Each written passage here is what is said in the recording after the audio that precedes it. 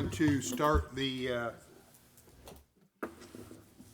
2020 budget hearings for the Hamilton County Council. We'll wait for a few minutes to get an introduction from Mike Royer. That's usually what we get first thing. Mike's coming at 10. He's on at 10. Mike's on at 10, not first thing in the morning? Yeah. When First up is the treasurer. He had a conflict. So revised is. Okay. We'll talk to the treasurer first thing. Good morning. Morning.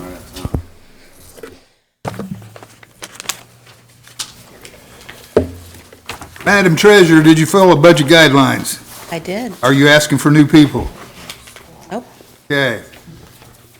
Members of the council have any questions for the treasurer? I'm just assuming that the difference in salaries is just because of that, correct? Right.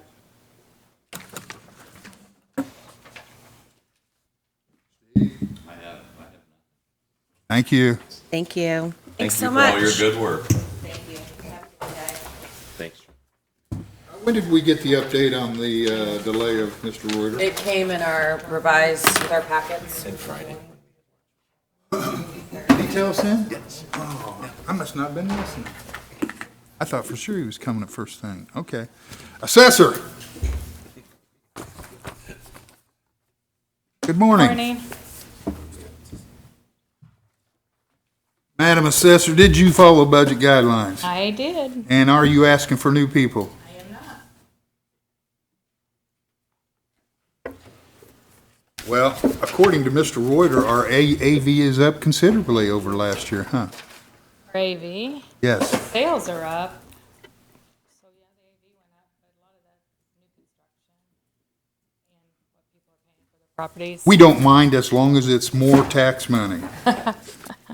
Well, I wish the taxpayers felt that way. Any questions for the assessor? Okay, Thank you. thank you. Thank you. That was easy. Where's my Yeah. easy button? Easiest so far, huh? We're running a little early. We are running a Mr. little President. We are. Yeah. Now, I need about a half hour. Yeah, she's trouble. you got the coals warmed up so we can rake her over the coals? About the aviation? Yeah, get those coals ready. Mr. Koza's usually on time, but he's not early. Are we gonna skip? Okay. We're gonna go to the auditor. Okay, Good morning. Yes, I followed the guidelines. let's not get ahead of ourselves, Madam Auditor. I Trying to help out. This is the hearings. We ask the questions, you give us the answer. I forgot. Wow, and Steve. I'm glad you're in complimented charge. You and your ability to run a meeting. You're so kind. So you did follow Yes. budget guidelines? Yes, And I are did. you asking for new people? I am not. And I do bring tidings of joy. The Cume Cap Development Fund, we have talked with Reuter and our part for the bond payments. We can cut $3 million there, so. We like that kind of news. Go ahead and keep talking. Yes, we do. Powers of 10, powers of 8, don't forget. So yeah, no, everything's within guidelines. So you're saying we can cut $3 million out of the proposed 2020 budget that's already built into it? Right, for CCD. Okay. Any further questions for the auditor? Go ahead, Fred, let her have it. Okay, thank you. Thanks. Keep that $3 million number in mind, we'll need it later. Okay? When Reuter gets here and tells us what we're trying to do. We're running ahead of schedule, let's bring up the dynamic trio from the aviation department. Huh? Come on up, Bill. Come on up. Have the Brad misfortune Koza. of just me.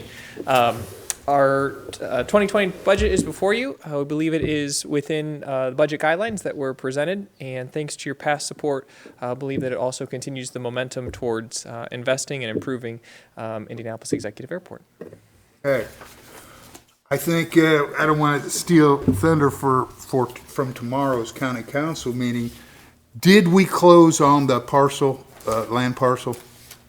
We have an agreement in place for that, and it is awaiting the FAA's grant offer, and we've received some favorable feedback that would be forthcoming.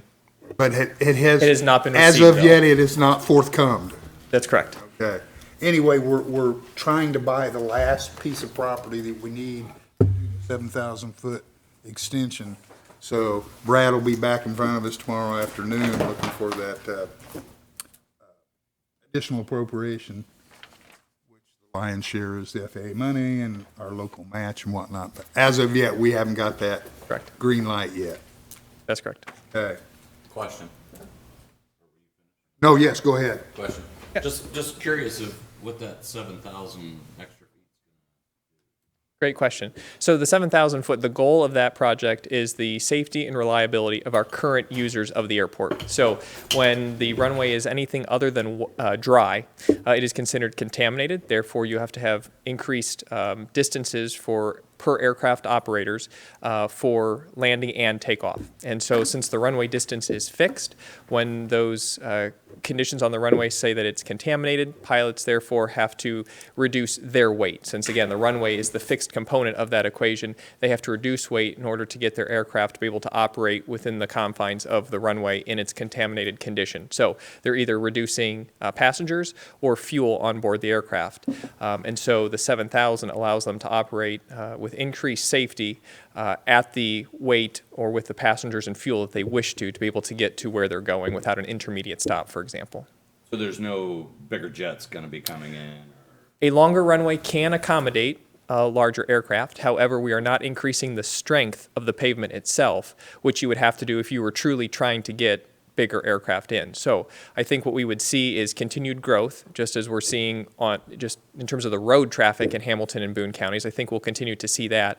And then any additional increase would be from the current mix of aircraft. So the types of aircraft that we are already seeing, maybe seeing additional type users as well that are flying those aircraft already. Thank you. Yep. That decision fixed I'm sorry, what do you mean by to that? not increase the strength of the pavement? There is no plan at this time in the master plan to increase the strength of the runway. At this point, from everything I've heard and seen, there is no plan to become a commercial service airport or anything of that effect. Correct. So cargo or airline service is not something that has been considered. Was your question more, could it be? Yeah, that's what I thought. And it could, right? That would take You bust up the concrete and put down new concrete. Yeah, well, you can strengthen the runway, correct? But again, you would have to do the entirety of it, not just the 1,500-foot extension.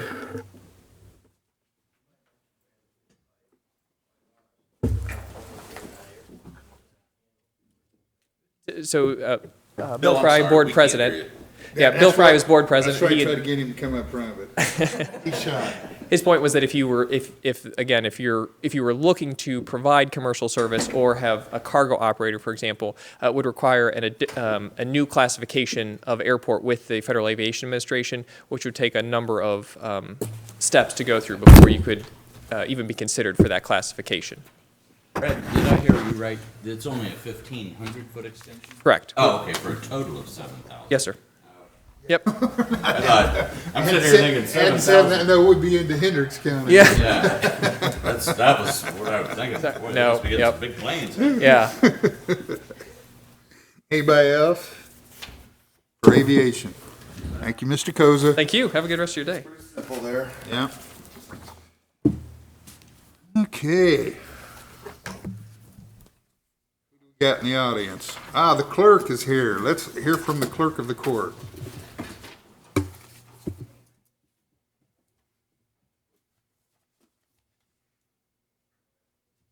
Morning. Good morning. Kathy, can you tell us, did you follow budget guidelines? I did not, You did not. Can you explain to us why? because of the 2020 election. There are lots of increases we need to look at, and it's basically a policy decision if you want to move forward and try to make sure we cover all the precincts for next year. So that is why. Okay, let's dig into that. Okay. You didn't ask the other question. Ask for new. Are you asking for new people? No, I'm giving you one back. Okay, we'll take it. which will be the sixth one that we've given back since e-filing started, so So that's been a plus for us, hasn't it? that has been, yes, it Yeah, has. County government. All Yep. right. So what is the dollar number that the election changes are going to require, or that you're asking for out of it? Okay, do you want me to go through each line item? Got them in here, by the way. Yeah, it's like, Yes. Okay. They're in there. Okay, in the, okay, so are you looking like off of something like that? Oh, we have all kind of stuff. I know, okay, all right. Well, if you were looking off of something like this, if you get down to, there's a couple professional services, we're asking a increase of 7,000, or 6,900, sorry. And this is for, microvote services for the primary and general, and for, our bank fees. That line item, after I did the report that y'all had us do with our vendors, splitting it out, that showed that for next year, we would be $6,900 short, so I put that in. The outsourcing of repairs and maintenance, okay, that is an additional $52,400. That is for the software for ePolls and poll pads. Say that a couple times. ePolls and poll pads. You know, the first year it came with our contract, and now we have to pay the software fees. I thought we paid for extended maintenance. We got a year free in our thing, but we didn't, Buy the extended maintenance contract? no. Equipment part, just a quick question, how do we factor in, early voting? Because I was told that when during our early voting, if there's early voting, the machines here, those can't be moved over to the precincts, right? Correct. The voting, now let me tell, the voting machines cannot be used. The poll pads, I believe, can be used. So, but the voting machines, once they're voted on and closed out, then they're done. Yes, we're going to have double. We're going to have two in in Noblesville, two in Westfield, two in Carmel, and two in Fishers. A lot of these machines, a good portion of these machines will only be used for early voting. Correct. Yeah. Okay, so then the next one was. Brad, real quick. Were we moving all of technology for these like licensing all into Chris's budget, or are we gonna still be putting it in every individual department? If it's a technology upgrade, shouldn't that be something that we track at least in a? Yeah, yes, most of it is, but when it comes to voting machines, it's kind of a, well, how long have we had those We got 'em. one election cycle? Yes. Okay, so that's kind of a new thing. Oh, I'm not referring to the equipment. I totally understand the equipment. I'm referring to the Maintenance. the licensing for the software. For the elections? Yeah. I think what we try to do, Kathy, you follow up here, you kind of make the decision, then run it by Chris, don't you?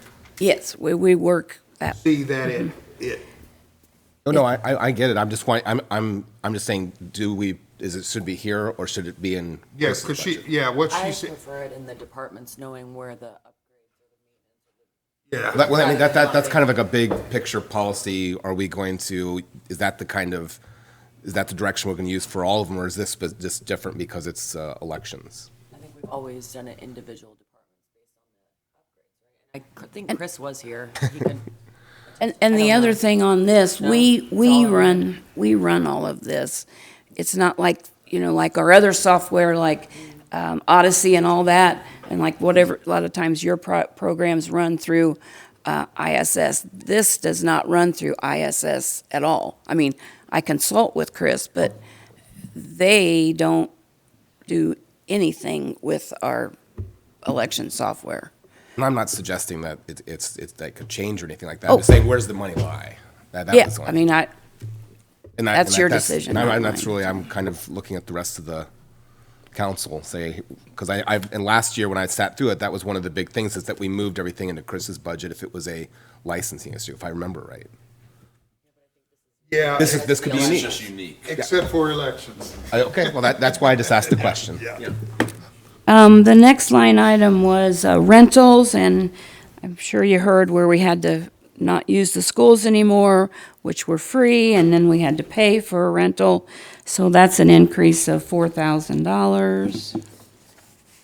And then we get to the machinery, and this is really where you all can help me decide how big or how small you want us to go as far as increasing next year. But what it has, my budget asked for was 150 new voting machines, 100 new poll pads, and 200 additional printers at a cost of $823,500. So, yes, that's what we need to determine if we want to get rid of that black cloud over our heads or kind of continue it. I mean, it's always, I'll be honest, drove me crazy because I know you're buying extra machines that you're not going to use probably the other 2 election cycles, but you need them during the presidential. And, but voters don't get that. I had a call from a lady yesterday, and, So, with all those miscellaneous charges and the equipment charges, what is the big ticket number? 23.5. What is it, Fred? It's at 820. 821? 823.5. Yeah, that's all the election stuff thrown in together? That was the. no, That's that's just the equipment. What about the equipment, and then was it over $1 million? well, $1,959,000. That's $1 million. that's the whole difference. Bring all of it. 900,000 or 1 million? $959. I didn't say thousand. So $1,959,000. it is $1 million. Okay, Can I ask a quick question? Sorry. go ahead. Yeah. I have a question just in reading. What's determined that they're not leasing machines anymore? Because I noticed in here it says they will not be leasing machines. They will only build based on request for a new purchase. right. They do not have any machines eligible for leasing. They are at a point where they are keeping up with what people are buying, They decided to get out of the leasing business. Sounds like. probably, yeah. But I'm just saying there aren't any Yeah. to lease, so, Is there any fear, or should we be afraid of obsolescence? no, because what's coming next down the pike is a verifiable paper trail that will be attached to each voting machine. Attach it to the ones that we're buying? And we can attach it, they just got certified. We actually have asked to be a pilot for those, which would mean we would use them in our satellites this year. And they will pay, Microvote will pay for them. And then the state, in their generosity, are going to pay for 10% of our new verifiable paper trail How lovely. packets, yes, yeah. And the state is just a little bit ahead of what the feds are doing. The feds are going to require it. I'm surprised you haven't heard from anybody from the League of Women Voters or about this issue, but it's coming down the trail. The voting machines we're using now and the ones you're proposing that we buy are in no way connected to the internet. That is absolutely correct, and no machine in Indiana is correct. They're all to- standalone. We are all standalone, and there was no hacking on our equipment. The Secretary of State even had a press conference yesterday to clear that up a little bit. So if we want to increase voting machines, Yeah. Kathy, $1 million. And Kathy, this is going to be a little tongue-in-cheek, but with your crystal ball, your experience in the legislature, Yes. you think possibly we might add mail voting? No. Voting? No? I'll tell you why. I'll just tell you why. Right now, we have a situation where when we mail a ballot, even just a Carmel, it takes almost 2 weeks to get there. It is ridiculous. And so I would not I mean, a lot of people would lose their right to vote if we went to mail ballots, to be real honest about it. The reason, my son and daughter I- all live in Colorado, and now that's the only way they I know. do it, is by mail, and they think it's the greatest thing. Is there mail service better than It, Indiana? I'm not gonna say that, but. yeah.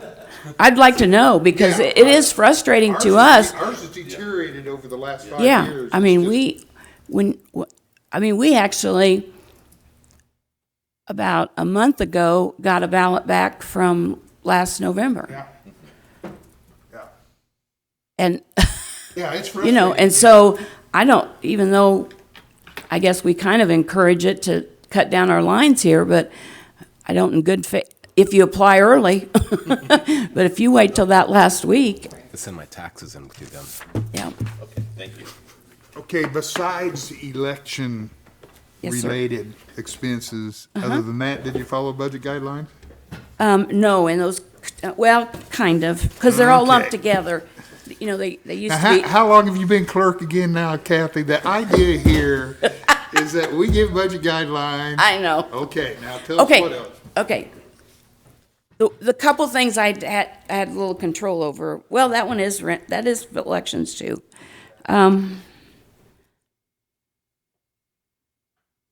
I guess they all kind of fall into elections at some point. Everything but elections, you're right. You're right, Brad. Anybody got any further questions for the clerk of the court? I have none. Amy? Thank you, And I'll Kathy. be happy to talk about that anymore We if you will, want to. we will, Yeah, I when know. we get to it, we'll bounce it around and see what we Okay, come up I with. know. Thank And you. you will buy whatever amount of voting machines we give you money for. That's correct. Okay. That is that. I do have one other question. So if approved, this would be for May of, Yes, to have everything in place yes, for the next president. yes. Okay? Yes. Thank you. Thanks. I just want to make, right, so I just want to make sure. Okay. You guys, I just want to clarify, because there was discussion as we were talking about, he was saying equipment. Turn the siren was on. $1 million. Does the coroner have a siren? The whole thing, that's what I was Yeah, I was saying. just making sure They don't that allow that. he was clear, because he kept saying, If they're already I dead, think he it's said not. that and everything. I thought. okay, maybe I misheard, because I was like, Brad, real quick, just to clarify, when you were asking for what the budget was, it was the entire, Her her entire entire budget. increase What was- was the entire increase, right? was 1 million, not the poll pads, not just the poll pads, and I just wanted to know what the increase was for elections, which they're all kind of, all of her increases like- are related to elections other than the 600. just under 900. Is that what it was? Yeah. Okay, well, Because 835 was for the equipment plus that so, maintenance and. so our decision is if Basically and how much $900,000 increase in more purchase. voting machines do we Correct. want to provide for the Right. president? Tough one, too. Yeah, it is. That directly affects the voters of Yeah, Hamilton. and that will. Although I will say, the trend, and we've been supporting it, is for early voting. And I'm kind of the opinion, I like the idea of vote centers. You know what I mean? Kathy was never big in favor of vote centers. I'm not sure, how far in advance of an election do the voters need to start voting? I mean, I always thought you Come on back, Kathy. voted on election day. Run, Kathy, run. Just kidding. I was just kidding, really. No, we do have a question for No, you. they were serious. I was. Sorry.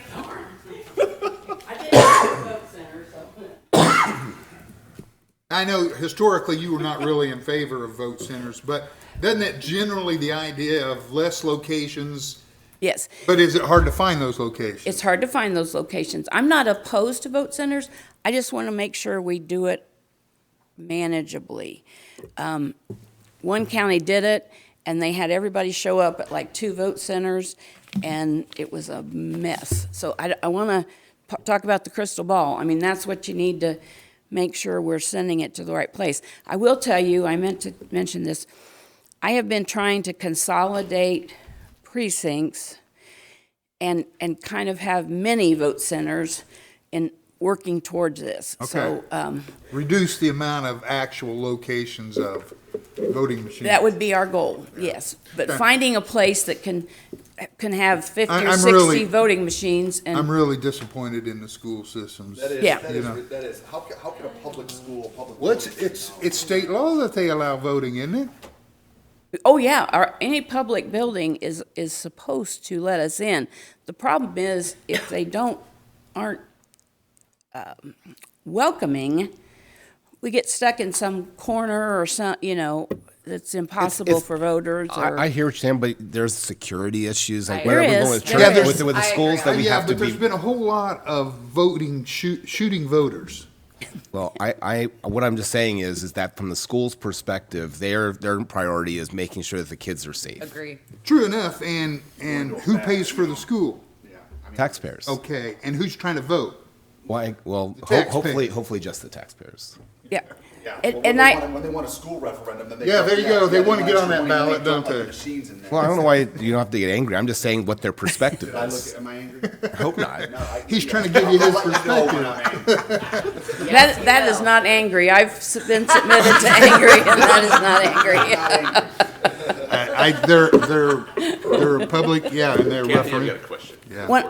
But one other thing, in doing that, I did meet with the superintendents before, well, not before they made this decision, I guess it was really after, but I did meet with all of them, and they are willing down the road to help me with vote centers.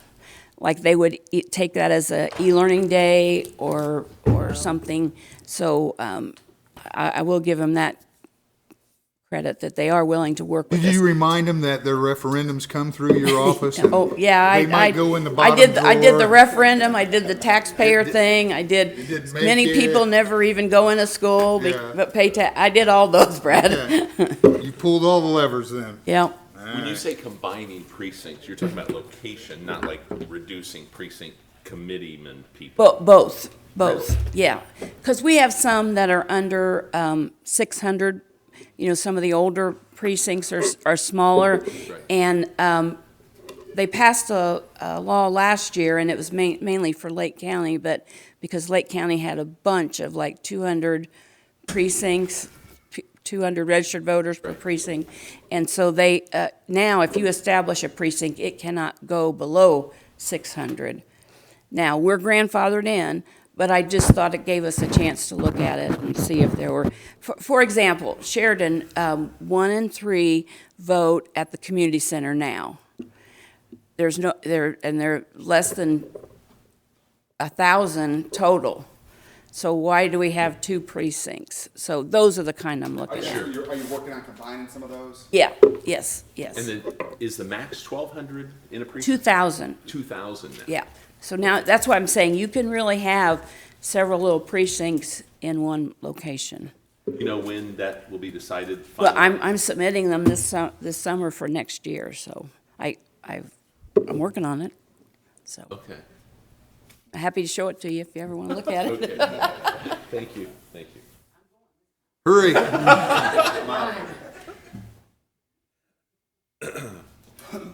Okay, I see the coroner has arrived. Let's go with the county coroner. Wait, commissioners.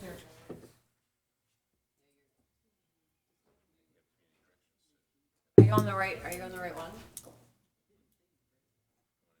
I do. I want to go with the coroner. Oh, my apologies, Mr. President. He's flexing his That might have presidential been, muscle right there. that See might that? have been a little angry.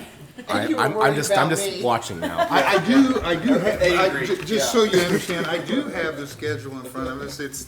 We got off the timetable right from the beginning, so I'm just trying to, well, I don't have that one. That's why I asked. Where's the 8? What's different?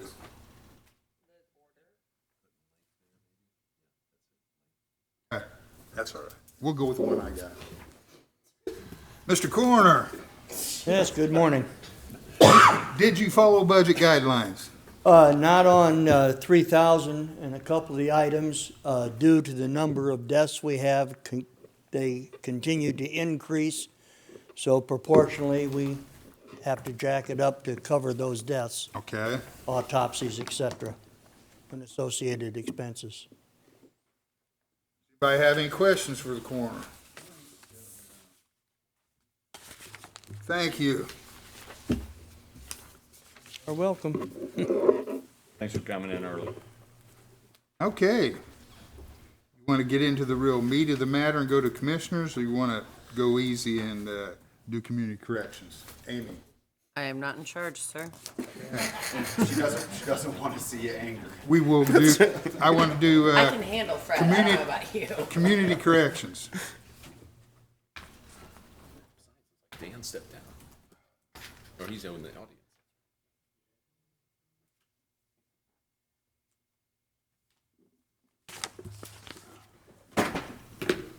Good morning, Ralph. Morning.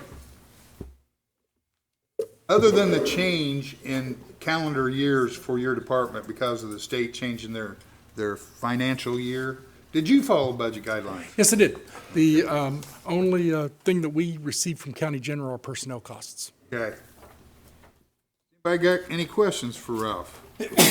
Ralph, do you have any timing on possible new building or finishing the third floor? That's a good question. I know that we have had some discussions about that, and I think I sent a letter to the commissioners, and I think I copied all the council members as well about at least giving that some thought. My understanding is that I was not at your joint meeting, but that might have been included in some discussion as far as some sort of design estimates or whatever. I'm not positive on that, but I was not part of that meeting, so, or not there. I know it is something that we've inquired about, and we know that probably in 2 to 3 years, we're gonna need that third floor, based on our projections right now, if they continue to run. And that's later than the early projections from when we first built the building. The early projections thought we would need it right about now. So it's worked. You're good for pretty 2 well. years at least? Yes. Okay. Yeah. Thank you. Anybody else have questions for Ralph? Ralph, you do a great job. Thank you very much. Thank you. Okay, let's get the party started and look at the commissioner's budget. Hey, Rick. Instruction.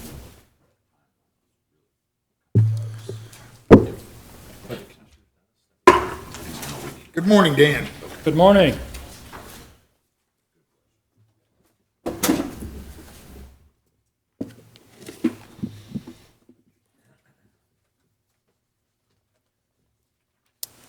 In anticipation of your first two questions, there was a memo attached to our budget submission, which identifies compliance with the council instructions in all areas but two.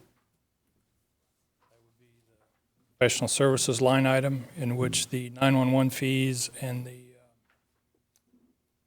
nonprofit budget is located, and in the insurance line item, which the number was given to me by the auditor, so that is more than the 2019 number. You know, I see this here. More instructions, the contract with the county attorney will budget it at a $125,000 increase. Why is that? Can you explain that to me, please? I assume that I read this and I just don't understand any of it. Yes, Mr. Howard's had an extensive discussion with the county commissioners. The county commissioners have had an extensive discussion with Mr. Howard regarding workload, and you will have a request at your council meeting tomorrow night asking for an additional to initiate the hiring of a part-time attorney to help Mike. To begin training, Mike's not going to last forever, and the commissioners and Mike would like to initiate the process of training a replacement for him. Mike's not a full-time county attorney, though. Mike works for us. He works for Noblesville. This is why I'm confused. Right. He's a law firm, so we're responsible for staffing his law firm. I mean, I just don't understand that part of it. That's a pretty big jump for the attorney. I don't know, just my thoughts. I don't know what everybody else is thinking. Because he's got Noblesville, he's got other clients besides us, right? Right. Right. We're not his only client, so.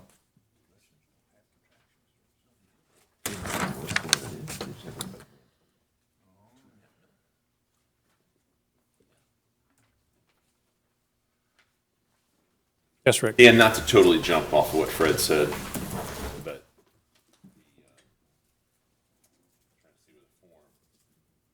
what do we call them? 144s? Looks like you have duplicates for Sharina and Sheena. Right. Reclassifications, that's under the list. That you guys will have to make a decision on, and then Dawn will cut whatever it Okay. is you don't go with. Okay, so. And you'll find Yeah, that you- throughout the departments. Yeah, it's throughout the whole. It's not just the thing. Okay, all right. When you start talking about numbers, there's about $800,000 of duplicate salary entries in our 1,000. No, I was just looking at the duplicates, that's all. Right, that's what I'm referring to.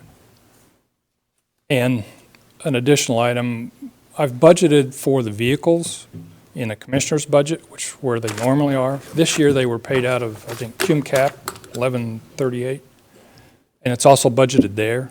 So you've got $1.4 million budgeted twice. Both places? Yes.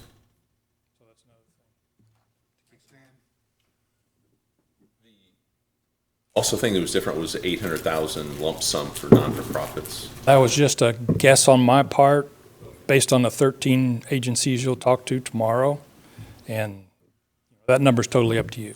Okay, yeah, that. Can I finish just a second, please? I didn't know you weren't done. I'm letting Dan finish, and then I'm going to speak. Some of them last year were contract, and this year, there was a question mark on some, said no contract, no request, like, for example, Trinity or Good Samaritan. Is that something you want us to decide, what's going contract, or? Just the amount that you're willing to donate to those agencies will be included in whatever contract is signed for their services. Okay. Well, just again, I'm Now, trying to be clear. The two entities that would be contract outside not-for-profits would be the Humane Society. That's basically a fixed cost Right, based on the number of dogs or animals. Chelsea Supply, or no, Cherish Center? Cherish. I think Cherish Cherish Center Center. Right. was the other one. But Dan, I understood last year that you were doing Good Samaritan as a contract. Because they were like training volunteers for EMA. They've didn't been lumped happen. into the not-for-profit. I mean, they didn't request a certain dollar amount, correct? This year, they did. Last year, they did. They requested 50 last year.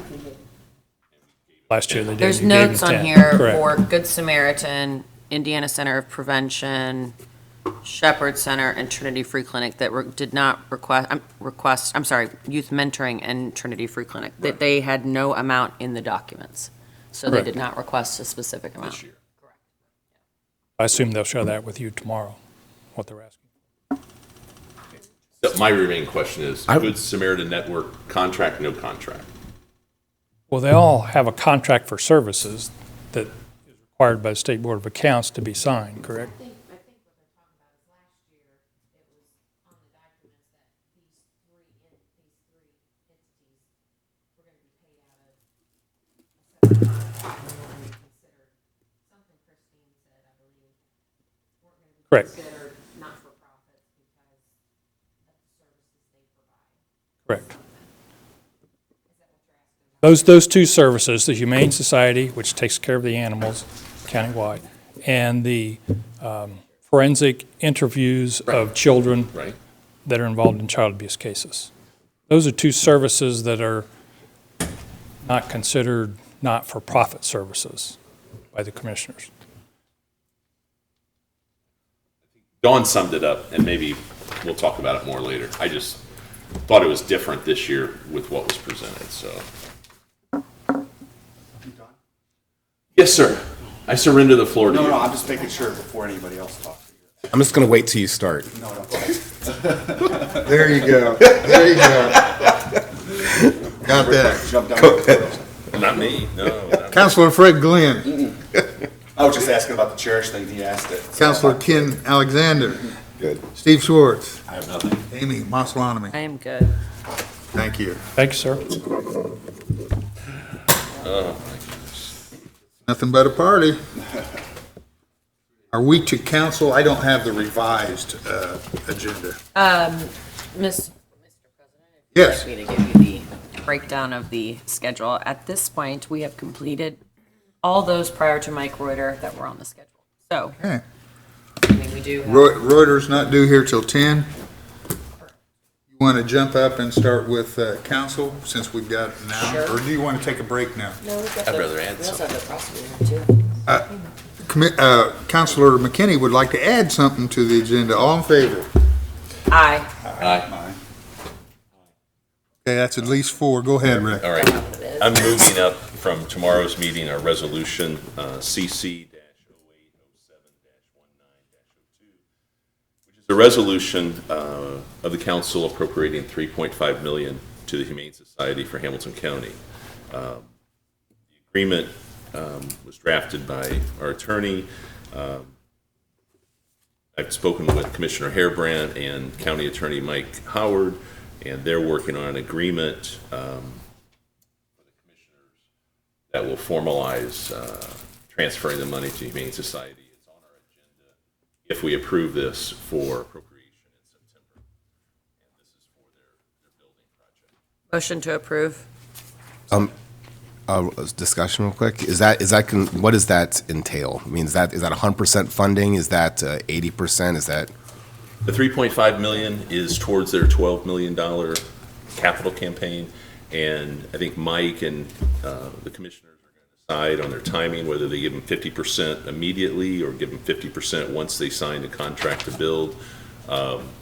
That's their discretion. Is this going to, do you think it's designed to kickstart design so that they can start putting together the pretty pictures and help with that campaign? Right. They said they have approximately $4 million now, and so this will put them over the threshold of $6 million, which is when they were going to start construction.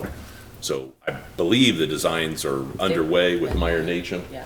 So this could actually start groundbreaking. I don't know. I have a question. Are we gonna get a presentation, or, I guess I'm not quite up to speed on the building that they're wanting to do. Has she ever made a presentation to us of any kind? No, but they've done, I mean, I guess I've met with her individually, because I've seen their designs. I also went to their tinsel and tails. They talked about the whole, so I guess I'm knowledgeable in that regard and don't know about the rest of I it. guess It's on their website. I guess what I'm getting at, before we spend $3.5 million, I'd really like to maybe have her presentation on the record. I agree, least- I agree with that. I think she would love to come in September before we vote on the appropriation. This is just a resolution. I understand exactly what it is, but I think it might be helpful for the people that do watch and do, that it's on the record. Would that be acceptable to you to have it come in September? Yes. You guys that are, pass that information along. Okay, Who seconded that motion? Ken did. no, Ken just wanted to have discussion. I Go seconded further. as well. You need Yeah. a second before we have the discussion. Well, I thought it did get It did seconded. get That's why. seconded. Who seconded it? It was Frick. That's why I said. Did you- I seconded it, but I also thought I heard a second over there. Okay, but we I got waited. it. I waited. I see you said second. Okay. I said discussion. Did That's you what I get it, said. Don? We got it. Okay. We got it. All right. All in favor of the resolution, say aye. Aye. Opposed? And we will expect some kind of presentation before the vote in September. Okay.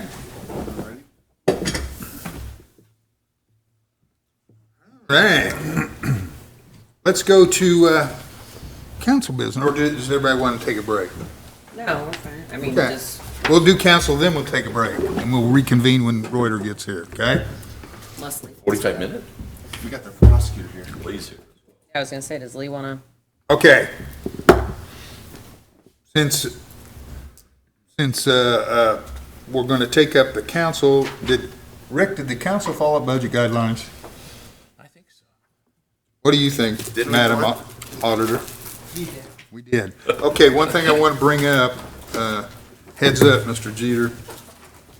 It is my understanding that the council is within their legal rights to contract for services for our meetings. Is that correct? Well, yes, administrative services, yes. Yes. Mr. Safford, we will want you to give us a contract, a county council contract for your services going into 2020. It will be paid by the county council.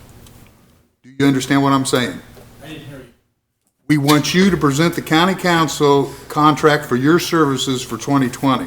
County council will pay that bill and contract with you As services as for services for the county council. Do you understand what I'm saying? Okay. Yeah, don't go, yeah, that's a good call. I got one question on council business real quick. Go ahead. Council, actually. One thing that I noticed in the commissioners, there's always they got stuff for events, like they'll put something out, where they'll get themselves tables and kind of bring some county employees or themselves or whoever to certain chamber events and events around the county. And I don't see a lot of that coming our way, and that's not what I'm saying, but I'm wondering if there's, because it's a small line item, if that's something that the council wants to have, something available to where the council can participate in that type of thing, or get with the commissioners so there's more, just kind of thinking of ways, if we had some small line item in our budget to where we can, be more active in those types of events that are going on in the community. I think the council's very invisible, I don't know. Fred, that's probably a fairly good idea. If we bring on this part-time person, they need a way to pay for those, pay to get into those venues. I assume that you'll want to have council president is present at some of those. What would you call that? What is it called in the commissioner's budget? Like an operating expense. Here, I'll look at it. Dan, did you Brad. have a comment? Those types of charges are usually put on a county credit card. Uh-huh. And that's why it's paid for out of the commissioner's budget. So the same Well, yeah, but same policy could apply to the council if you use the county there are credit other departments in the county that have their own credit card, right? card. Not very many. I think the auditor Sheriff has one, does. don't they? I think the auditor may have one, the sheriff does, How many county credit cards are there? not very many, yeah. That's pretty, okay, so I understand what you just told me, but how does that relate to what? I don't have an issue with the commissioners doing it. I was just saying, does the council want to partake in that type of thing going forward? Yeah, the council has access to the credit card just like the department heads do. I didn't realize. But that money has to be budgeted. I mean, when it comes through and gets paid, it then gets, it goes to a certain line item, right? And you have to dictate It's- what line item yeah, it is. it's paid for And out I of- think what they're asking is do we put Yeah, money a line aside so that we can accommodate those things? My That's personal more a opinion. question to the auditor as far as handling paperwork. That's it? Yes, but, yeah, no, I understand what you're saying, but Ken's correct, so there'd have to be a line item someplace, or do we already have a line item, Dawn and Robin? If we incurred some expense, what is it called? Yeah, sea travel. Yeah. would come out of the 3,100 for like I see that, and you see that too, like when I go to the county one, there's always, Hamilton County Tourism will get a table, commissioners will get a table. Over in Carmel, different department heads have them, and the council has one, you know what I mean? It's Okay, so it's called 3120? So you just need to have, you just need to tell us what you want added in your communication and transportation line items. Do we have, Right now, you we have have $500. We have $500. So okay, so let's make it 5,000. that much. Probably 5,000 is fine. Yeah, I mean, we're doing 500 now. I mean, here, my only personal opinion is if it's county business, if it's something where we're going as a group or something like that, then I'm all in favor of it. But I mean, I attend a lot of events. I don't charge the Right. county for those things, and I wouldn't anticipate, hey, I want to go to the Humane Society, blah, blah, blah. This should be something that it's a county. I think what they're saying though is, what Steve's point was, is that, if we have this part-time, like the intern, right? And we want somebody to go as, we're not gonna ask them to pay for themselves. I mean, and that's I think that falls in line with most other. You bring staff, you bring those things. You can't anticipate. I mean, we're all paid, and we should be absorbing a lot of those costs ourselves. Right. I wouldn't ask. Okay, so Taxpayer dollars is 5,000 to pay for okay you with you? Yeah, no, that's Five's good. I think And we'll look at it in another year. We had 500, we'll go to 5,000, look at it next year at budget time and see. Well, I mean, like, for example, if we went to, anybody was going to the AIC conference right now, we don't have any money in the budget to pay for it. I mean, about $500. No, so I think, That's an example. yeah. And I, But that's ran through. I look through the commissioner's budget, that stuff's there every year. I'm like, we need to start trying to participate in some of this stuff a little bit. That we need a presence at. no, and I think there's Would a, you consider a Chamber of Commerce meeting the same thing? The one that Not the Dillinger same does as that AIC. presentation about the state state of of the, the county, yes. yes, and I would. I agree on that. Yeah, I I agree think with that we that. need to, I think that we need to have That's a a good presence call. there. The same. There's no question, Steve's doing, something to state the county. Sometimes the only time I get an I offer pay for a seat myself. is to Yeah. I do tourism. too. Or I'm We should have a invited. council- a council So I table don't for something look like at that. I guess No, I'm but- looking at this but differently Fred's than. bringing it up as a question. Right, I'm just saying, I say a presence, but again, I'm willing to pay that myself. Me too. Yeah, and I'm guys- I'm looking at it like the Association of Indiana Counties or It's something like that. different. I think that those are the things that I think, Rick, you're saying, Right. if it's educational, if it's something that we're growing our influence within for what we do. But like if you're going to an individual county, like a Chamber of Commerce, something like that, that's really on I think the us. state of the county we can do. Okay, let's do this. Let's put 5,000 in there, and if you're planning on going something, we gotta have a vote of the council before you go. Well, not before you go, if you were to ask for reimbursement or an expense. You're planning on charging it to that Correct, account. yeah, I would. Well, see, I don't know, because we had that discussion 15, 16 years ago, that I thought we had a dollar amount, and you guys, you two, and then Ken, you're new, it's us three that were here, that somebody spends money, a certain dollar amount, I thought we had a threshold, whether it was 250. I don't remember. I don't remember that. Yeah. No, I went to some AIC stuff and got reimbursed, you know, because the room's there almost $200. Right. But that's what I'm saying. If it's county stuff, we shouldn't have to, I mean, we all are equal. So like when Fred and I we went to the county called meeting, state called meeting. Right, that's We shouldn't different. have to ask permission of anybody. I mean, don't, I agree on that. It was like $30. But I mean, if you're talking about a Chamber of Commerce event or something, you should be doing that on your own. I think if it's county I business. disagree.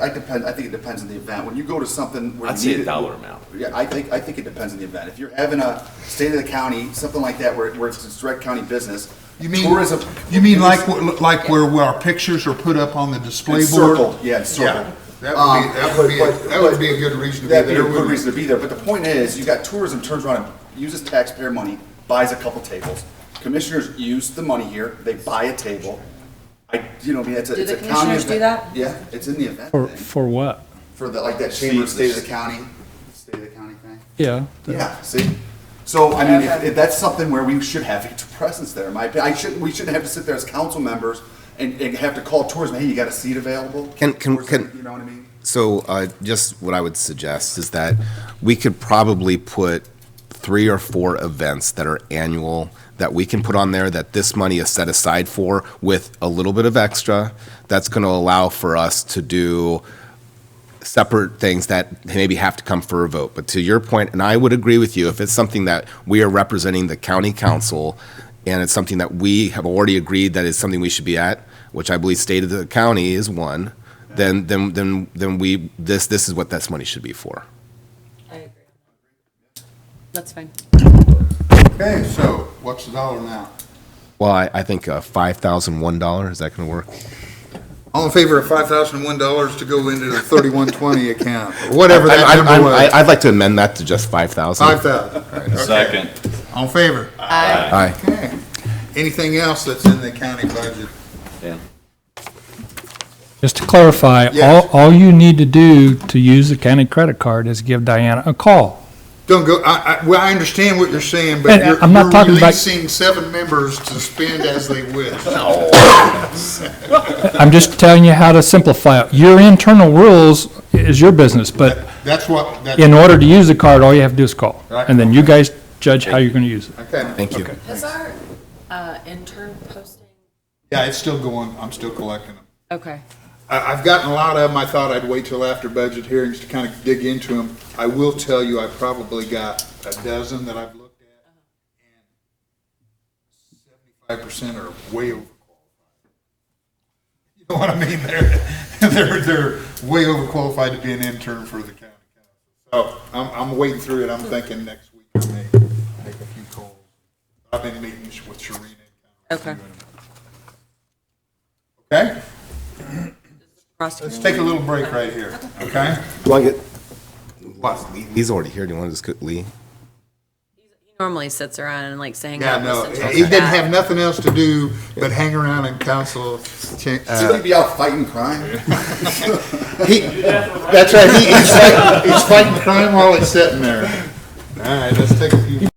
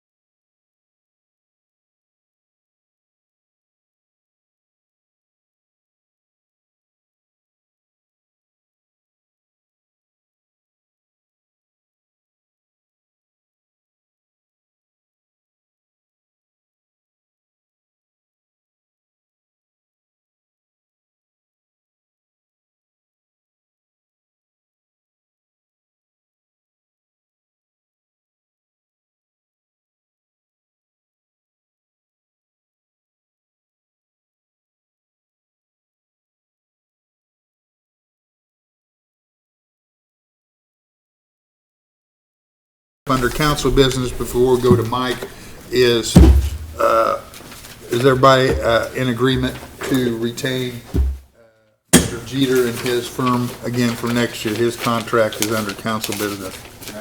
Okay. Is he asking for Do we want to give him a chance to present to us? It'd be easy. I follow budget guidelines, no new people, no increase.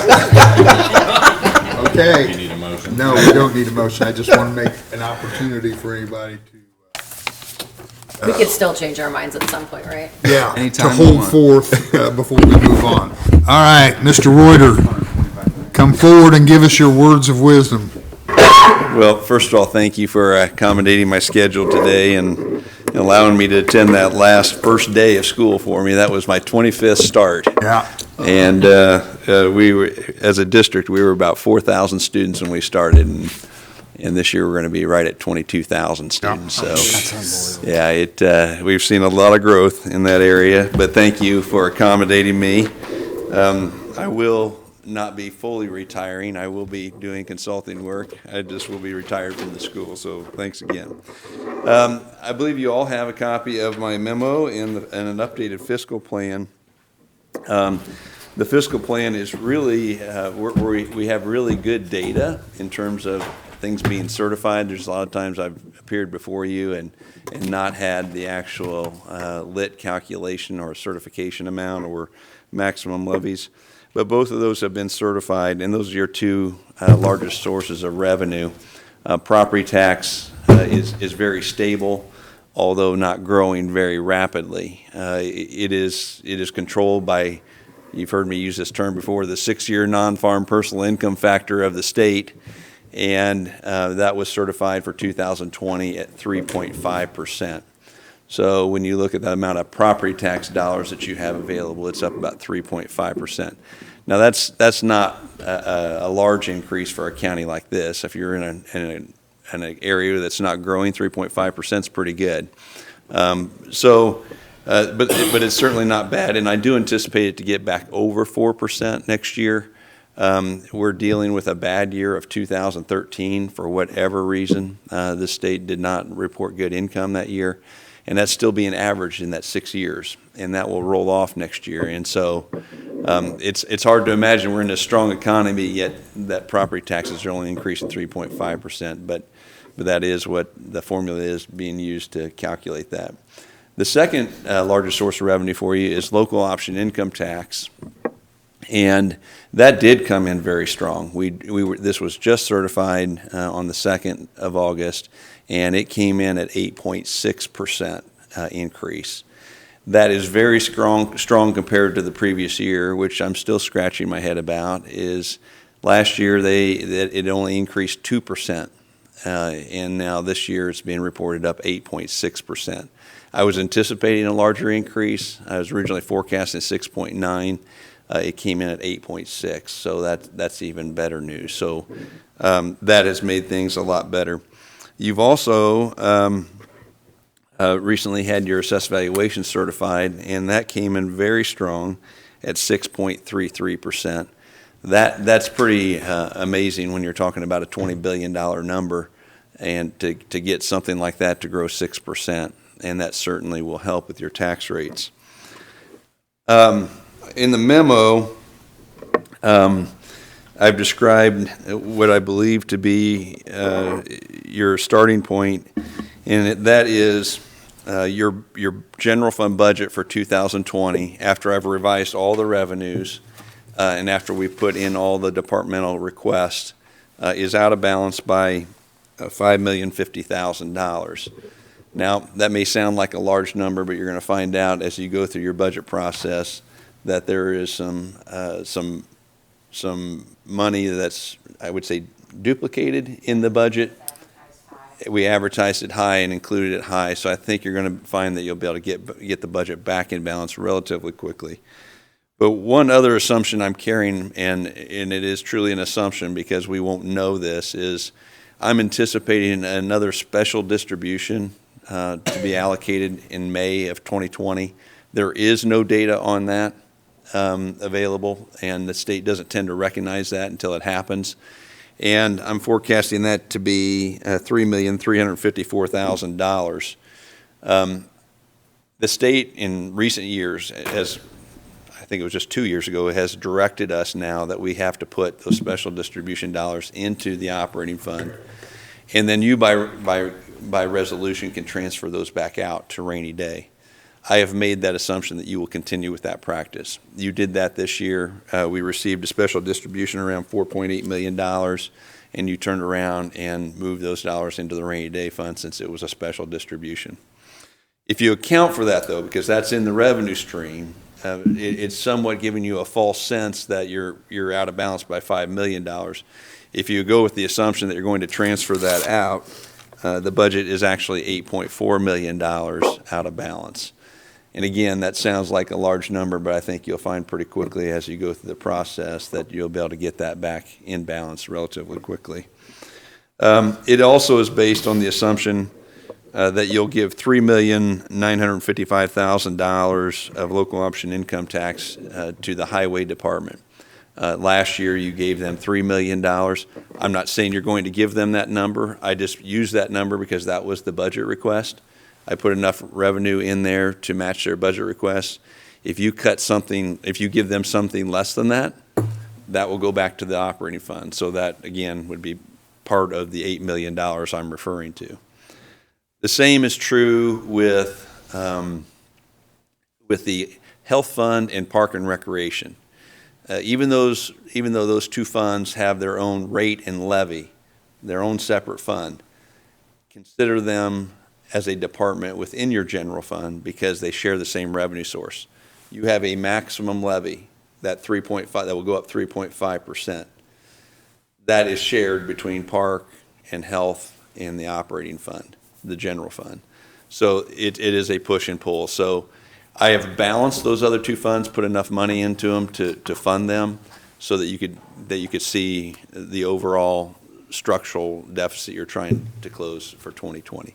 Now, I will also say that you are in a very strong cash position. You would not have to go that far. You would not have to, but I always caution folks that look for the fixed cost in a budget because those are the ones that can haunt you on down the line because those don't go away.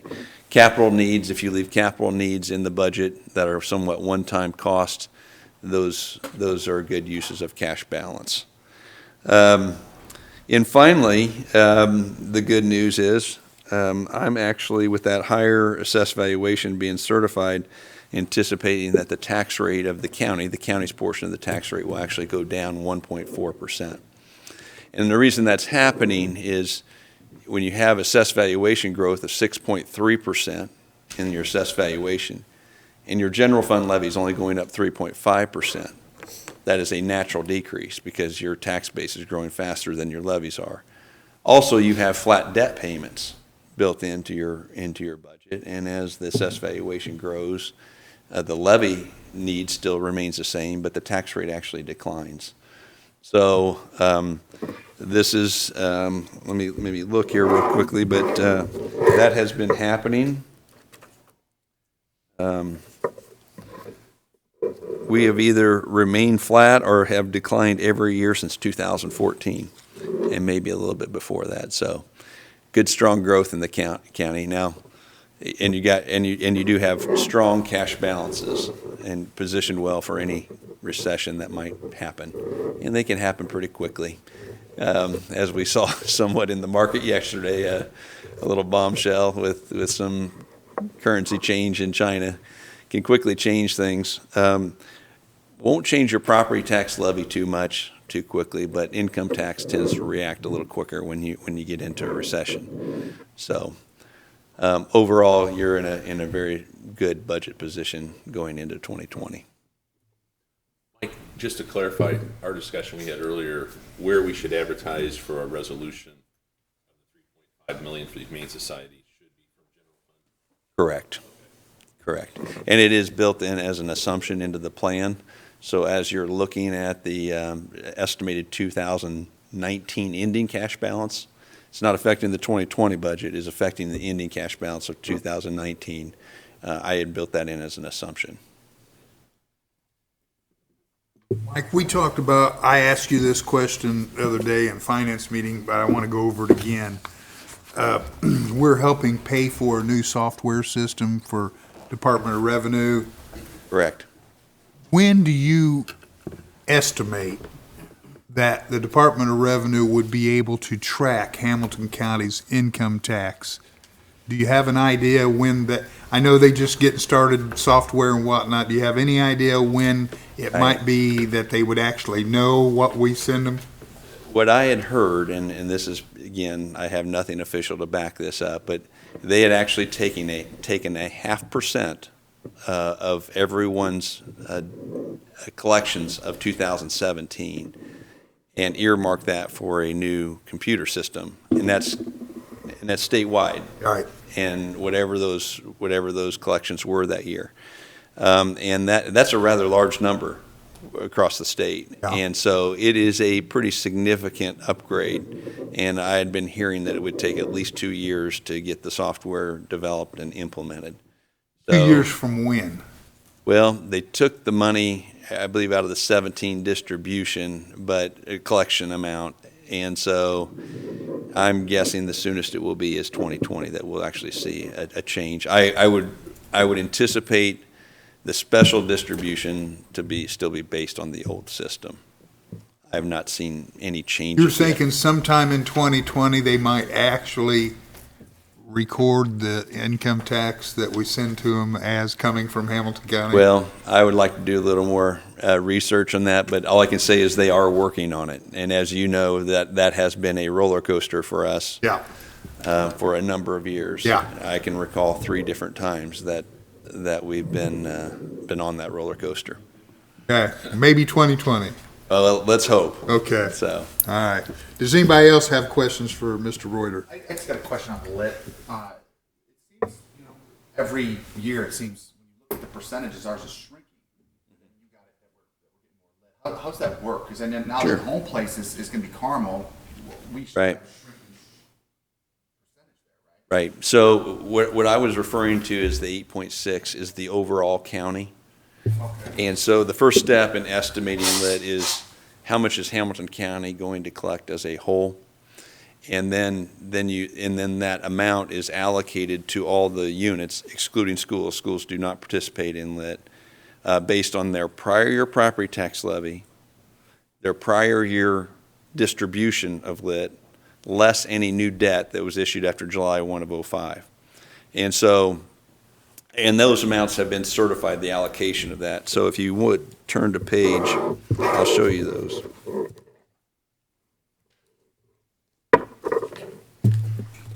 Fiscal plan. If you first start on page 42.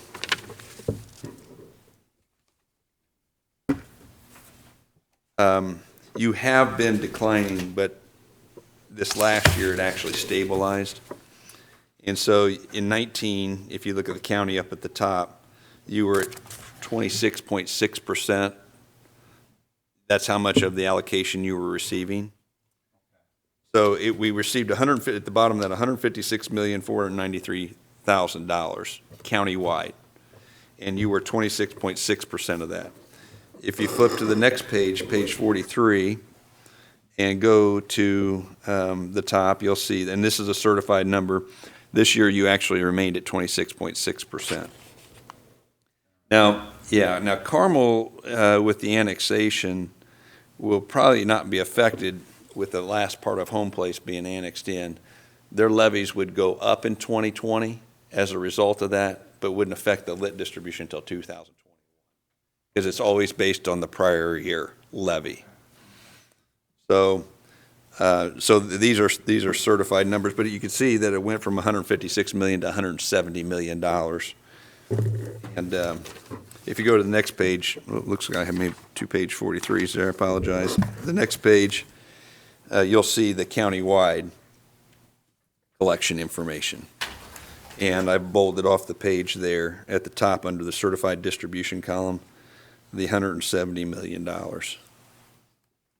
But the year before was 2%. The year before was 7.3%, and that's a bit that's that roller coaster ride we've been talking about. I actually went down and met with the Department of Revenue and the chairman of the Department of Revenue and tried to peel that back and could not find why that had only gone up 2%. I don't know if it had something to do timing of people trying to take advantage of the federal tax cuts, but for whatever reason, the previous year, 2019, was not a good year. So, but this year is a very strong year. Well, if they look at lit council, because I mean, that discussion we've had recently, does that go off that 26%? No, it does not. It's based on your population. Okay. So, Okay. of the unincorporated areas. So that your portion of that vote is based on the most recent certification, which Robin certified in January this year, and I believe it was 8.9% of that total vote. So Carmel, obviously, and Fishers, being large populations, both close to 90,000, represent a larger portion of that vote now. But it's not necessarily how these dollars get allocated. Okay, all right. Thanks, Mike Reuter. All right, thank you. Good luck. And if you have questions, I'm just a bat phone away. There you go.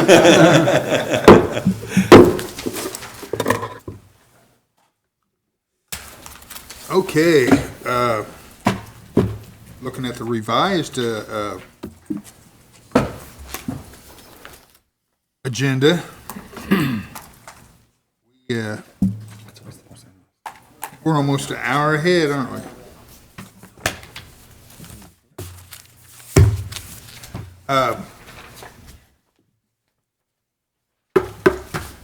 I'm trying to remember. I went back. Did any of the ones we've previously talked to?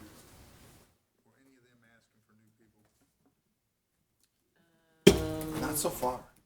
Treasurer, no. Assessor, no. Aviation, no. Auditor, no. Clerk, no. Community corrections, no. Coroner, no. We haven't did the coroner yet. Yes, we did. Oh, yeah, that's right. We did. Right, yeah.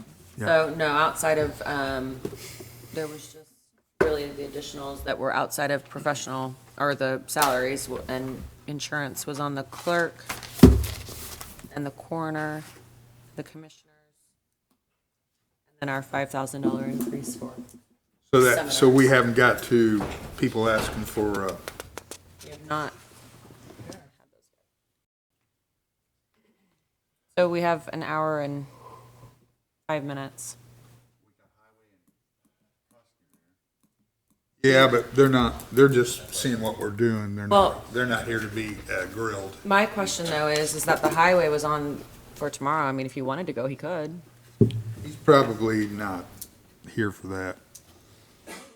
Could call the.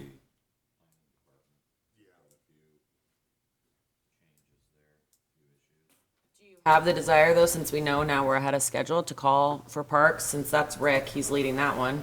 Highway, we could ask Brad, and communications, we could call Jeff. Those are scheduled for tomorrow. We could move them up to today, since we're clearly moving at a faster pace.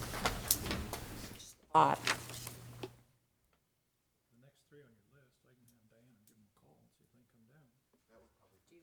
Good with that, Brad? Who? Are you good? Like, Judicial services, maintenance, and ISS? Yeah, but the YEP thing's supposed to be in judicial services. Yes, planning. yeah, Do you want to yeah. do parks? I can do parks. You want to do He parks? could do Yeah, parks well, now. he just While we're wants to waiting. call the next three. Right, but I'm saying we've Yeah. got time. He's not gonna get him on the phone right Yes, now. why don't you, are you presenting for them? Yeah, yeah. Okay. Parks. Yeah, let's go to parks. Can you get McKinney up there behind the mic? Yeah, could you take a step up and, Follow guidelines except asking for 2 new employees.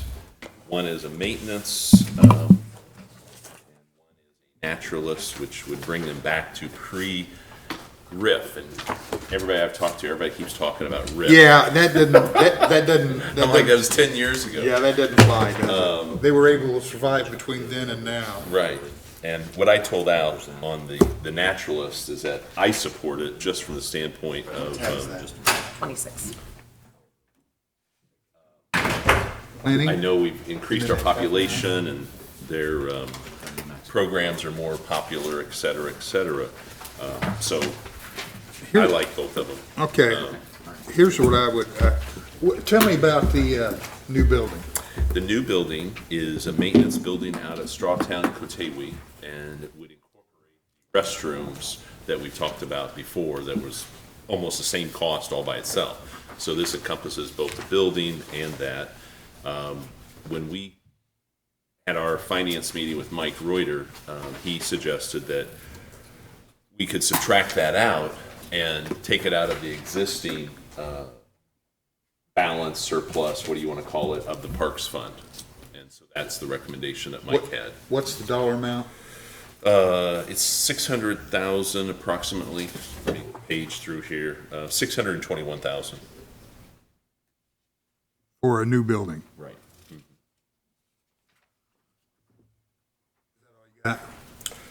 That's it right now. Okay. Well, I would tell you, from my experience with the Parks Department, I fixed some of their air conditioners. I would say I would be in favor of the building. They need it out at Kotewee. They have multiple acres to take care of in the northern part of the county with no major facility. So I'm in favor of it, and I'm also in favor of Reuters' recommendation, rather than raise their levy rate, just take it right out, have them take the $600,000 out of cash, okay? But I would say on the personnel, I would differ from Rick, the naturalist, but and of course, you always I would say we'd leave it to Al to decide. Which one he wants. Between maintenance person and naturalist, I would say hire the maintenance person.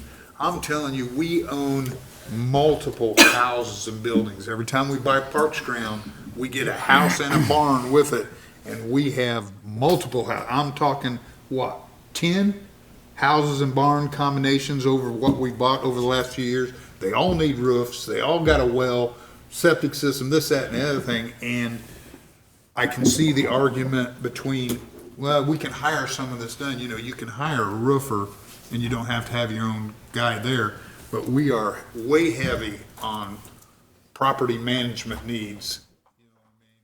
Brad, you know what, I agree, definitely they need the maintenance person full-time, and whether or not, if we subtract out the naturalist person, I have not covered this with Al, so this is me just simply as a council person, maybe we transfer, say, 30,000 to part-time, and he hired an extra person during the summer when kids are out and there's maybe much more demand for programming during the summer. But don't we usually leave that to Al to make that decision on his own? Well, right, but I'm just saying that we can explain that to him, that, you know, get more money in part-time versus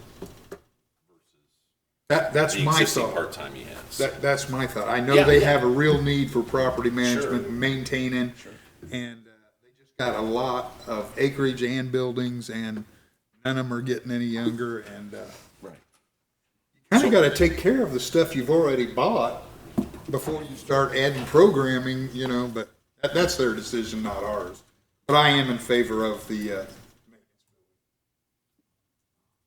How do they each building group have their own maintenance, and that has property? they have a major facility at Cool Creek Park. No, I'm sorry. I mean, from department. I mean, obviously we're talking parks right now, but there's other people that have property, and we have buildings and grounds. I would tell you, Where do these two things collide? it's kind of which one owns what. Theoretically, the commissioners own everything, but the Parks Department has their own Maintenance land they staff. bought, so they've got their own crew.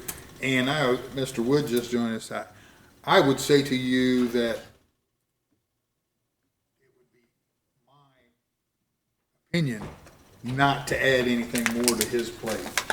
Those are the I'm only two. I'm in agreement, and the thing that I concern myself with is that while I'm certain that they have people that understand how the landscaping maintenance of the grounds and things of that nature, and they're going to have it's going to be taken care of at a different level than what we do our right of ways, right? Yes. But it's the buildings is a completely different skill set. Yeah. And is that a skill set that we need in the Parks Department, or is that something that should be housed elsewhere that can keep? I don't know, the buildings, I see what you're saying, the buildings are on Parks property, and they are maintained to it. The Parks buildings that we own, there's a different maintenance level for what the public goes into than the ones that we own just because they come with 300 acres. So I kind of leave it to the parks to decide how intense that landscaping effort is, you know what I mean, on a house that, some of them aren't even occupied. They use them when volunteers come in and whatnot. So I'm just giving you my perspective. Well, I mean, the issues that you're talking about when having to replace mechanical equipment and things of that nature, I mean, that's, that's usually subbed out. I'm just telling you the breadth of the amount of buildings they own on the property are quite large. No, I agree. I'm just trying to figure out, is it more responsible for us to have a full-time employee that's managing maintenance, or is this something that could be subbed out and holding a company like a facility management group responsible for dealing with the year-to-year maintenance? What's interesting about him saying that, though, is if you hire him, because if you hire a maintenance guy, the maintenance guy's going to be turning around and hiring subs. Yeah. That's what's going to happen. Well, to a certain extent, but they do a lot of internal work themselves. Like at Kotewi, their guys are building the like a open air shelter for the fishing pond. They were out there building it that day we took the tour. Right. I'm just expressing to you my perception of their grounds. I see most of them. That we've got a lot of them. If you're adding staff, that I can see a real need there. You know what I mean? And that's just my opinion. I'm not sure that I'm comfortable with going to a third party. And You could get an energy assessment and a bunch of other things, so you can kind of understand what the complete costs of maintenance and yeah. I mean, I'm not suggesting that we shouldn't be maintaining those things. I'm just saying what would be the most responsible way to do it as we look forward. yeah, there's some of them that could be knocked down. That's a decision that we'd have to make, because the cost is more expensive to maybe sometimes keep a building up than it is to I think replace that's it. partly what's also included in here. I think the demolition, whether it's at the Rookery or Bishop, one of the two, they're going to do in the winter. The rookery needs to come down. Yeah, the raccoons and animals have taken over. Do you want to decide now or defer till later on the amount of employees? I'll ask. Go ahead. I'll ask Al what his preference is, if he only gets one, which one he wants, and then we can know by close of tomorrow. Okay. Can we, Got anything else on parks? He's got a $103,000 increase for professional services, and capital outlays is $416,000 increase. When you look at his books, there's always something left in the books at the end of the year, so why are we even doing anything? That's why we're not giving him the rate increase and we're telling him to build the building out of cash. There's always, he always asks for an increase, but there's always something left over at the end of the year. Which question, Fred? What's field? Page 2. well, if you go to the explanation But what though. is- I saw the explanation. but No, that's- I was just saying if people wanted to read on the explanation, I think he kind of gives a reason as to why he asks for increases on certain things. I'm just saying. Yeah.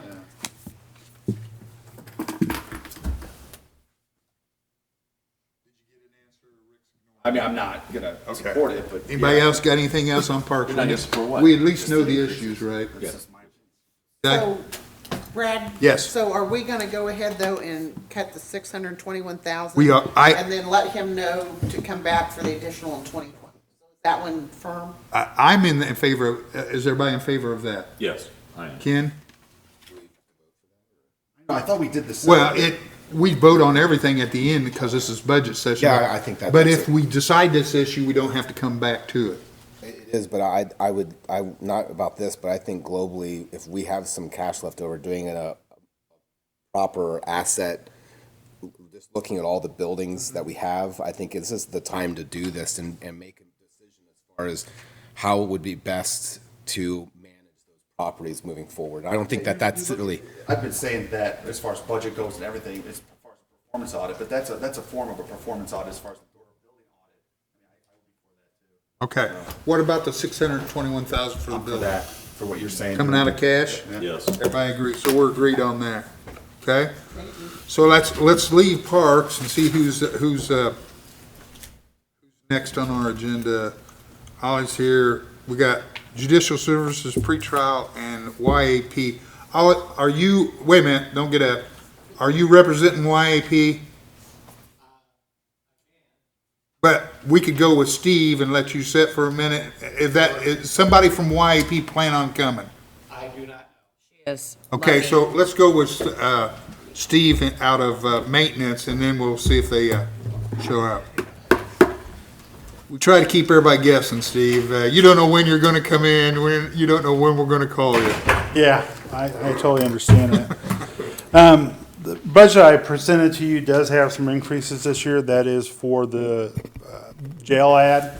I did put a worksheet that I put together. I did ask engineers for cost analysis. They could not give me one, so I came up with my own.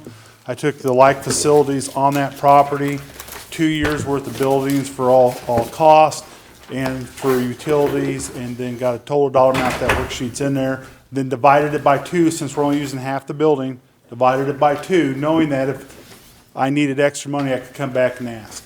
So those monies are also, within the budget, you had reduced out 2 line items of transfers I had done last year. Those transfers were for solar, into that solar payment. I did put those back in there as well. I did move money from part-time to overtime. Instead of asking for additional money, I just moved it out of the part-time funds. Other than that, I had no increases as requested except for that building project. I can tell you in 2010, that's not my paperwork here. In 2010, we had 713,351 square feet of buildings.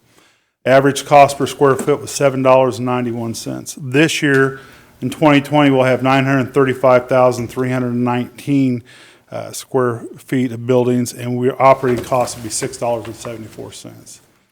I think we've done the right thing. I heard about the audits, which we've been through, the energy audits and the studies on all the facilities we've done. Those have helped us reduce our cost over the years. When did you first do that? That sounds like. Yeah, so the first time we did it was roughly 5 years ago. And that's how we got our basis about the LED lights changing from electric heats to natural gas, and a few other items like road projects, parking lot projects we needed to have done, how to best do that now, pay for that now, and then the maintenance costs went down a little bit. How did you do that? Did you bring somebody in, or did you? Correct, we did that, it was actually Johnson Metal Solutions came in, and we had paid them to do that whole study for us. It worked out really well on our part because the proven fact is the reductions that we have and how we're doing things now has changed. And it's fair to say some of those agreements are in place where they will come in and do that study for nothing and with a guaranteed savings. Correct. That they participate in, so the cost could be negligible if anything. Well, at Johnson Mello, they're going to want to try to do solar panels on the. Not necessarily, no, not necessarily. So what we did was, so where it's about time for to do it again, we sent out, requests for qualifications. And so we had 5 major firms apply for it. They had the best for that time. We will eventually have So to that could do be a that. separate thing. Yeah, exactly. You're going to determine the capital need, capital projects that they're recommending, and that would be kind of where maybe they might come in and do a solar panel, but the analysis might dictate a roof here, windows there, that in 2 years you need to plan for HVAC in this building. It'll be a detailed analysis so you can deal with managing the ongoing operational costs, facility costs for those things. I mean, it's Correct. At the same time, we got our replacing the chillers on the roof, so we tied that into that project here at this building. The new chiller at the old courthouse, that was all came from the original study. Anybody else have any questions for Steve? Steve, I have a question for Yes, you on a sir. project we've been talking about. Yes. The drainage issue out at the 4-H ground. Correct. We have a meeting 12th on that with the engineer recommended by the surveyors. Surveyors completed their study. Once that's, we have that meeting to make sure we're meeting with 4-H. Everybody understands what we're looking to get done. We will be bringing that cost estimate to you to have the whole drainage study and drawings done. As I informed everybody, it was the whole property, not just one area. Right, we want to drain the whole thing. Correct. So you'll be bringing the engineering costs or The engineering, actual- the engineering cost. So how far are we from digging holes in the ground? I'm gonna say we're still quite a ways away, and they're aware of that at the fairgrounds. At least the upper echelon is. What? Has it been in design? We had, so as requested by Mr. Beaver, which was probably, it was a great idea, we requested information for the surveyors to go out there and do a survey of the property. Once they got done with the survey of the property, we asked for their recommendations of the engineer to meet. Once we got that recommendation, it was fair time. Yeah. So we put everything off Yeah, until yeah, after yeah. the fair. Now we're meeting with the engineer plus Susan and Lisa Haney from the fairgrounds with the engineer to make sure the scope of work is the scope of work that needs to be done, which is total drainage of that property. I don't mean to be disrespectful. What would they know about drainage? The engineers? No, Susan and Lisa. Now, you know, They just do it for here's the thing I have, is that I have found that if I don't involve certain people in the situation, it will be very bad for me. Okay, I understand what you're saying. There's also some. Okay, Are you here's the thing. You work in a government agency? Is that what you're saying? Okay, I understand that, and I don't blame you for that, if, you know, Yeah. keep them in the loop. But I just keep going back to the first rule of plumbing, and we're going in circles. I totally to agree. drain the swamp. I totally agree. I'm going to give you an example. This year, set of prints I have for the buildings out there, which are old, some, does not show a septic tank on the hog barn. Hog barn wouldn't drain. There's a septic tank. We had to dig it up during the fair Yeah. and get that taken care of. All right. So there lies the other issue is Yeah. the unknowns that are out there that have been out there for ever. Do your best. Thank you, sir. I appreciate it. Wait, yeah, go ahead, Steve. Just real quick, Steve, Yes, sir. during our joint session, I believe you said you had a conversation about community corrections building. Correct. So I'm in the process, I'm going to be sending out requests for qualifications for engineer. That includes the third floor of the community corrections build-out. That includes the jail at the annex side for the addition for the sheriff, for detectives in there. That includes the HVAC project for out there at the jail complex. That'll all be underneath one engineer, and the tear down of the old jail annex. We'll have that all done under one instead of piecemealing it out between everybody. We can get a better price doing everything at one time and have it done. And then when that project's available or the funds are available to do it, we have that engineering already completed. So you're moving forward.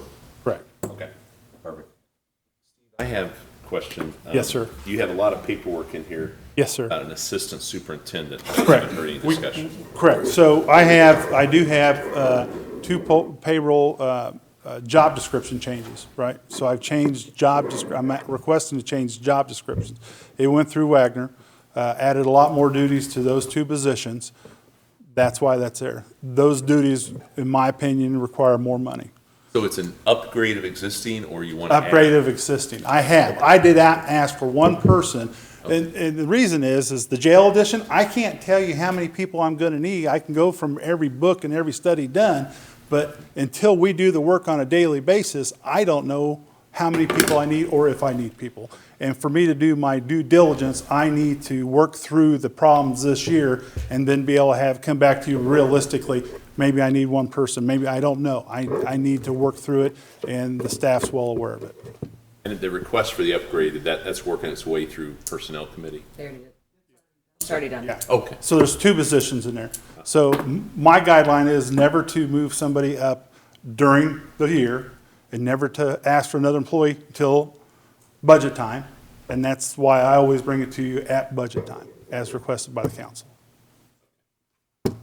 Then the solar project, which I recently looked at and is very impressive. Do you have anything that shows us that we're meeting those objectives? Yes, in fact, I sent to you last time when I did the transfer, that information's in there. It has the breakdown. Every time I send a transfer of money to that fund, there's a justification that shows that. It's also been certified. That was in June or July? Yes, that'd been in the June one. Thank And if you need more, just tell me, because I can send them to you pretty easy. He can swamp you with. Yeah, we So, know that. so you did see, though, there's a page in there with a building breakdown in the paperwork, right? That's a building that's a breakdown per building, what it costs to operate within here versus all the piles of paperwork, okay? So so another question there is for a position to run the office area. That young lady who's been doing that, it does all these calculations now for me. I've got her trained in that. She's added all this, so her description's changed in hers as well. So I appreciate it. Thank you very much. Thanks, Anything Steve. else, just let me know. Now, did you say somebody from YAP was coming? I told her to get here as soon as possible. So she's on her way. Oh, she is? Yep, there she is. Oh, Okay. perfect, there she is. So let's talk to judicial services, pretrial services, and YAP. Ollie and Tricia, you're up. Thank you for coming in early.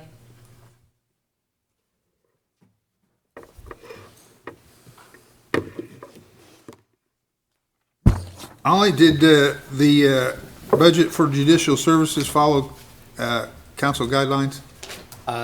No, it did not, because we asked for some increases. Specifically, there were some one-time increases in the general fund for professional services, $5,000. We do every day we do an initial hearing in the magistrate courtroom, and to facilitate that, we do a video advisement of rights. It's in both English and Spanish. It's for those who are present in the courtroom, and it's also for all of those inmates in the jail who are having their initial hearing via video conferencing. And so the current advisement we have is out of date due to changes in statutes and case law and needs to be redone. So that's a one-time cost for, it may be less than that, I don't know, that's top-end price, to get a professional crew to come in and do the video, bring a teleprompter in and do all of that so Magistrate Murphy can do that advisement. Also, a one-time request for funds out of the general fund for machinery and equipment. As you know, we've been in the building here for a while, and so there are chairs all over the place that are wearing out, need to be replaced, jury rooms, admin, judges, and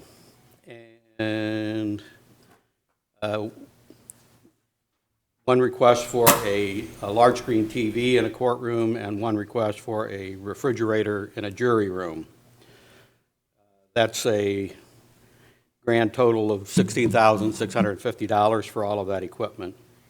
Would that normally come through an individual office? Wouldn't that come through buildings and grounds?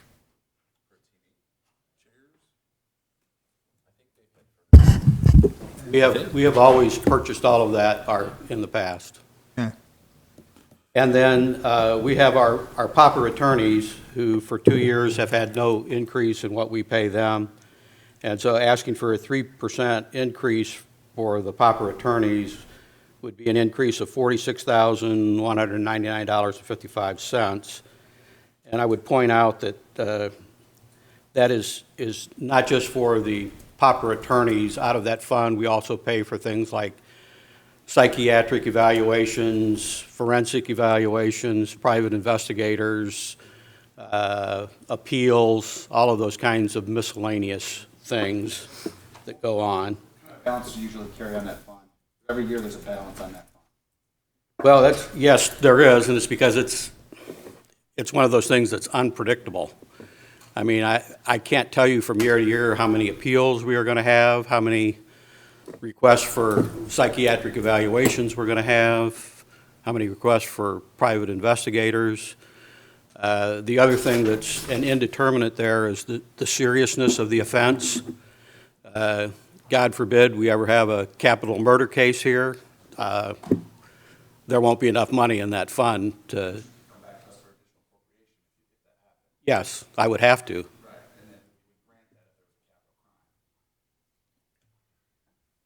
And another thing I see here is a $5,000 increase for the cost of covering travel expenses for the youth assistance program. It's in your Yeah, well, everything is in judicial services budget. Line item for travel expenses. The problem is that originally there was no line item for that, for the youth assistants, the people who work in youth assistance, and they do lots of traveling back and forth, some attendance at conferences.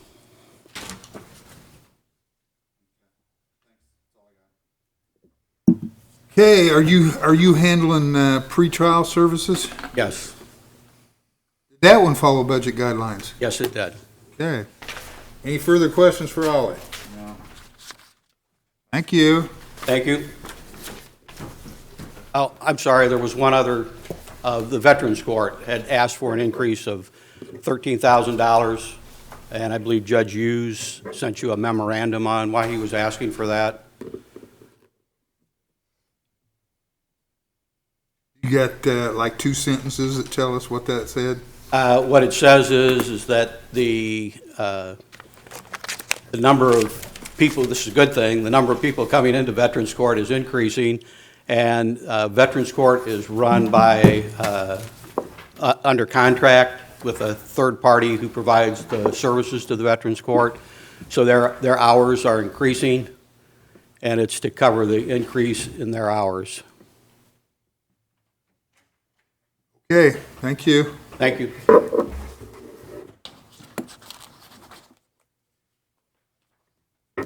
Hi. Good morning. Good morning. What do you want to tell us about youth assistance? Well, first and foremost, I wanted to at least submit to you 2 of the interlocal agreements that I have been tasked with gathering. I believe you all signed the Fishers interlocal agreement. I do have Carmel and Westfields to submit. Unfortunately, I still do not have Noblesville's. Judge Nation is working diligently to try to get Noblesville's completed and submitted, but I thought at this time, if I could at least, I know I was supposed to present them as a package, but I at least have 2 that are ready for your review, if I may. Give them to our attorney, would you? Absolutely. No, can you give the council just an overview as to why you've heard that Noblesville's taken a little bit? It's my understanding that there may be some changes. Well, we know that there's going to be a new mayor, so I think that things have gotten backed up a little bit. I did speak with Judge Nation within the last week, and we do have a plan to try to get it signed and submitted as quickly as possible. He is actually going to create the interlocal and then submit it per their approval. So he'll basically do the legal work, and then as long as they are in approval of that, we'll send it and submit it to be signed by the city, and then I can return it back to you. They're the ones. Trish, do you have the end-of-year report So, for the whole program? yes, I sure do. You should have gotten that at the beginning of the year with the email. I emailed it, and then, but I can send them again if If you emailed it, I'll look for it. I was looking for a paper copy, but that's okay. I'm so sorry. I felt like I was killing trees, so this year I did it digitally, but I can provide you a paper copy easily.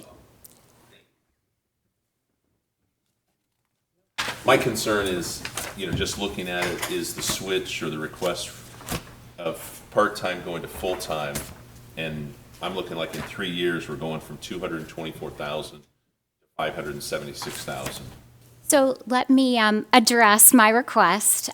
So as you all know, Youth Assistance is, we've been in existence now for about 10 years, starting in Westfield and then growing throughout the county. Just to refresh your memory, Noblesville is the one district where I actually have 2 full-time staff persons. Carmel, Westfield, and Fishers, I do not. The caseloads for those individuals of active cases averages about 160 children, but then that includes their families as well. So my request is simply to move my 3 part-time positions to full-time so that we can better serve the community. I want to remind you that a lot of what we do and why we're able to do what we're doing is because of all the volunteers that we have that come, between 11 to 21 members in each community serve on our boards, our nonprofit boards, which then raise the money to pay for all of the services for the kids. So it's not tax dollars that's paying for those services, it's the community stepping up and raising money so that the kids can be in an adult-led pro-social activity. So those kids can be with a mentor, they can have a tutor who's free of charge. So the professional staff is the way that I'm able to kind of rally the troops and have our nonprofit boards work with the communities and try to raise the money to better serve the kids in that community. We're seeing somewhere between 600 to 800 kids and families annually throughout Hamilton County. And we could better serve them if we had those part-time positions be full-time. So that's my request at this time, which was above what was presented in the budget. Okay, anybody else got questions? Thank you very much. Questions for you?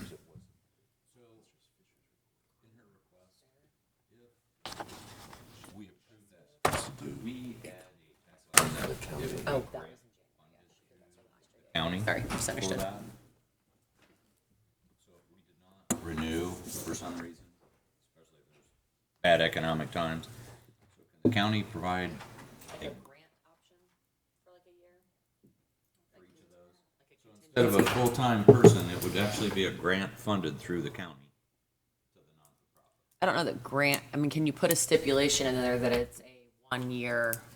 Is the idea, just so I understand, is it the idea that they would seek grant money to provide money for this in the future? No, it is not. What I'm looking for is that we hire these 3 people, that if the downtime comes, and it will one day, that we have a policy in the county that the grant-funded positions, when they go away, the position goes away. I think that's a legal question, because once you hire people full-time, it's not easy to get rid of people. But And we're not in the business of providing grants. Right, and I think grant's not the right word, if it's contract, right, so. that would be. Contract's a whole different. Yeah, Okay. you're still got full-time salaries, you still got full-time employees, Well, you're turning this into a county department. That's what Okay. you're doing. So, we're dealing with we're now dealing with this thing that started out when I got here, of something that was self-funded, went from being self-funded to, now you brought it here and we're paying for her health care. It went from there to that, and that's all that was gonna happen. To a year later, now we're gonna have full-time employees. So this thing has went from being self-funded, just like a not-for-profit, to now it's going to be a county department. It's Well, not okay, changing I the would fact like- that there's still entities that are providing money towards it. What they're simply asking, and if they could break it down, the full number that was given isn't even actual, because I believe it shows family benefits on those, and I know one of them isn't taking benefits at all. The other 2 are singles. So you're looking at a total, yes, you're increasing the salary, and I get what you're saying, but at the same time, there's still money coming in from these entities in order to help fund this. And I would also, No, but I would I'm saying they also- get private donations still to help, as not for these specifically. We still have money that's coming in from entities as It's far a as help program- pay the salaries. I'm not asking. For so the private sector, what they're saying, the private sector is paying for programming. And that the operational cost of running the programs is a responsibility of based on these, on the, whatever the report interlocals with the different cities is on government. And all I'm suggesting is that if we look at it as a singular cost, and you're right, it is an overrun in the budget.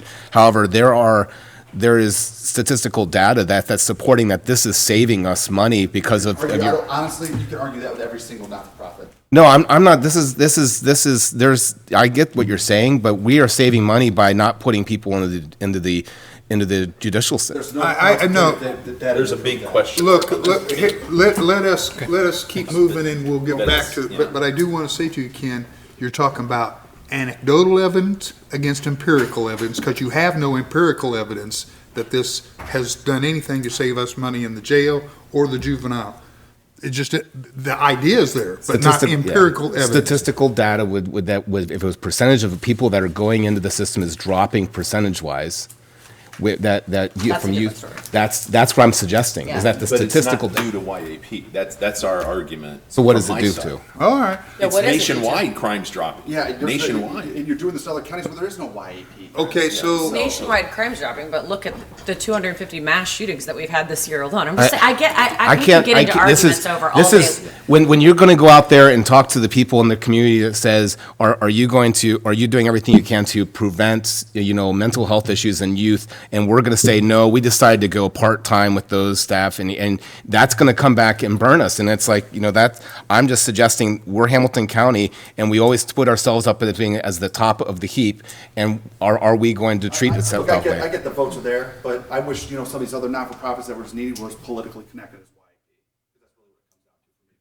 YAP. You don't have to Okay, so- surrender like that. So let us what it move is. forward, You and said we so will angry have the about it. discussion on full-time employees added to the list later in our budget hearings, okay? But you want to even argue mileage, and the reality of it is that Chris, I could Mr. Jeter, give a whole lot. We is could there a get way into that you could debate. find out for us on the grant funded or contractual for those three positions? And if it's possible.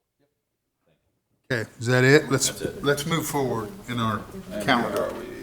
Let's go Mr. to, President, can I intervene before you go away? It was from the beginning of this program too, that you might recall, that they were told, and even people who were coming from county positions to this YAP position, that they knew that when there was no funding, there would be no program. That's what I'm saying, and with what you've asked Chris to do too, there's a difference between an employee and a contractual person. And you're not gonna be able to go contractual because you're giving them a computer, you're giving them a desk, you're Right. giving them X, Y, and Z. And that's not our rules, Right. that's labor law and things like that. And there again, and I don't think it's a grant issue as much as I subsidize three or two positions, from my fund, to county general, with the understanding that someday if that goes away, I could possibly have to cut two people. Well, the only So just a difference little in that would be- background, Steve.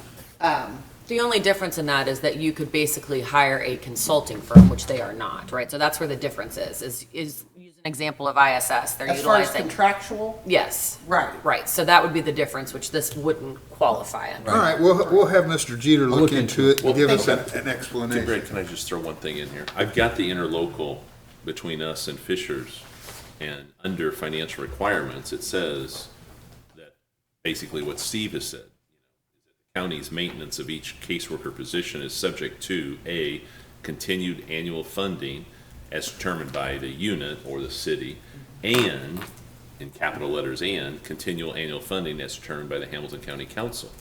And it says, at the time of hiring, each caseworker acknowledges in writing his or her prospective position is subject to annual funding. Which So it's is, already there. which is true with all Okay. county agencies because we are funded on a year-to-year basis. That doesn't change the fact of what Robin just I don't pointed think that's out true. with a full-time. That's not true. Okay, that's your opinion. No, no, no. Dawn, Make it, is that true? Every county employee signs that they are, No, I didn't say county employee. I'm saying everybody that does business with the county, besides employees, it's all year to year. If your funding ain't there, you don't have. Right, But so I don't think we have full-time an issue, employees are different.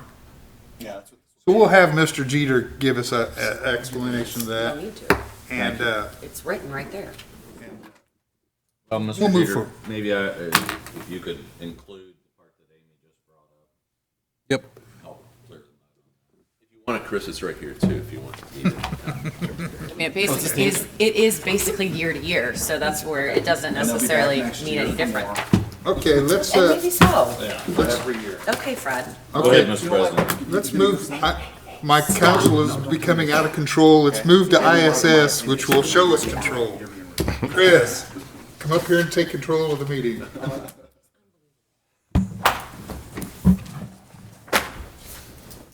Chris, I'm glad to see you. Did your department follow budget guidelines? Not quite, Not quite, okay. but we did pretty good, I think. Pretty good? Yeah. What is the not quite part? Well, our Microsoft agreement is a 3-year it's called an enterprise agreement. And so we signed that in 2017, in July of 2017. So it's going to expire in July of 2020.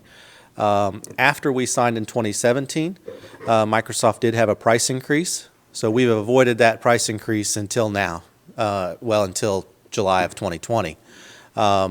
It's hard to get an exact quote a year out. The best I've been able to do shows that we're probably looking at between a $50,000 to $70,000 increase.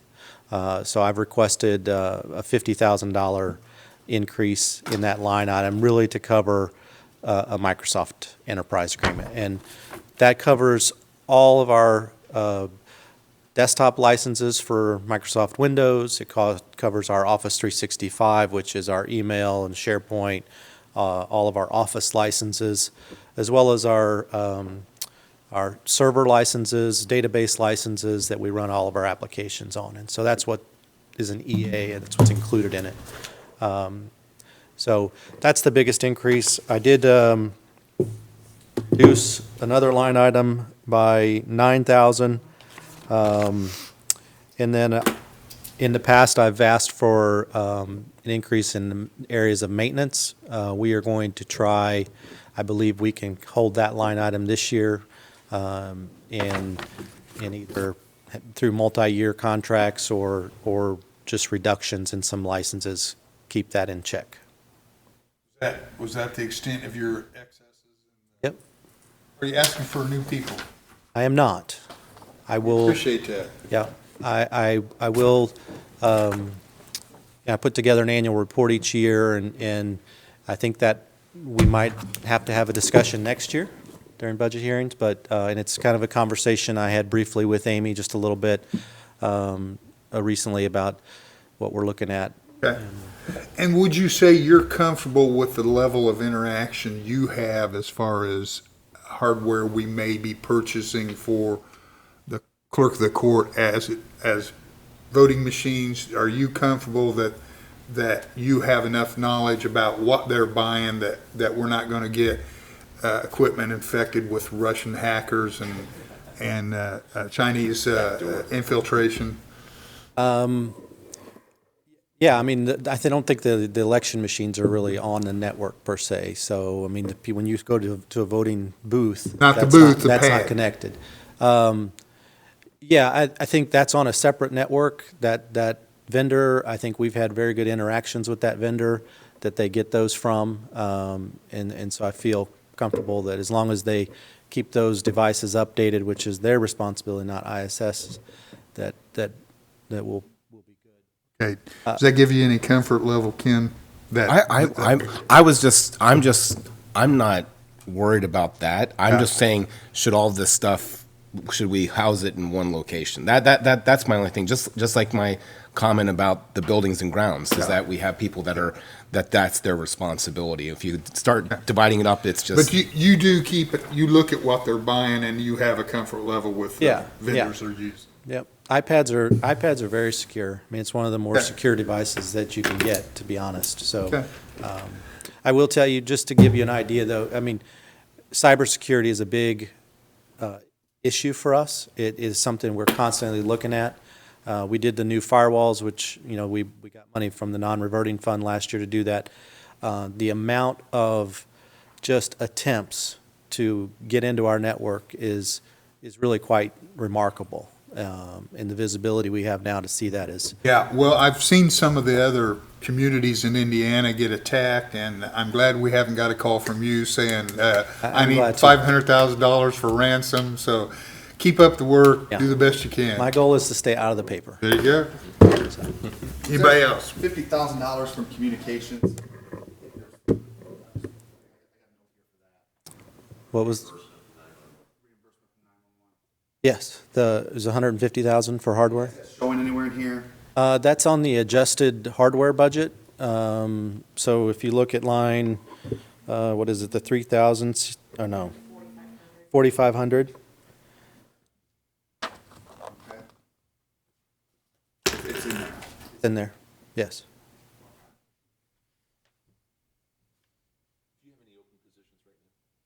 We have an offer out on the one open position. We do have the one person that's called to active duty, and we have a contractor in that spot.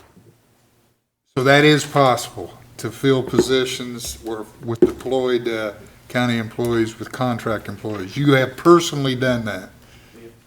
I would say that we're on like month 2, so far it's been a success. All right. All right, Chris, just clarify for me, you had $150,000 reimbursement, so we're asking for 500. Would you subtract that back out because you got that reimbursement for the next year? Well, I asked that you consider keeping that in there. Obviously, we've added that data center down at the Ford building, so it's additional hardware responsibilities for us in terms of replacement. That hardware line item has not been increased in the almost 10 years I've been here. And that's an area we've struggled this year, to be honest, is hardware. We're constantly, either transferring or coming to the ISS board for the non-reverting fund. I mean, I just feel like that amount in there is reasonable.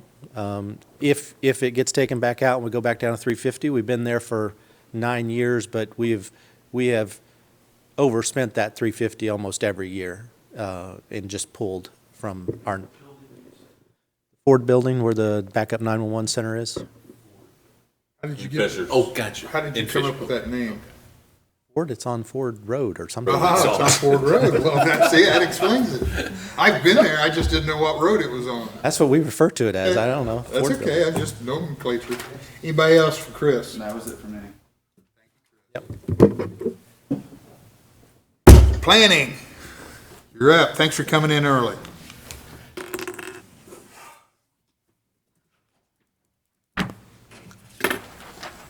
Thank you. Good morning. Good morning. Chuck, the regular question, did you follow budget guidelines? We have, except for one, and that's in overtime. Okay. We were requesting an additional 5,000 because of the comprehensive plan. Okay. Doing that. The fact that Linda may need I was working some extra hours. I appreciate that. I was thinking about, we were talking, what was it, the last county council meeting when we approved? We had you go you're in the process of getting quotes on doing the comprehensive plan, right? The only thing we asked for in our request for proposal was an hourly rate for the people that would be working on it. We had talked about it in the Plan Commission, and we did get some information from one consulting firm on about what it would cost. And we settled on not going over 150,000. Right. And that was going to be worked out, I think, with Steve and the rest of the council. Okay, so my question, and that's fine, time for a review, but that comprehensive plan would be only the unincorporated areas, right? Yes.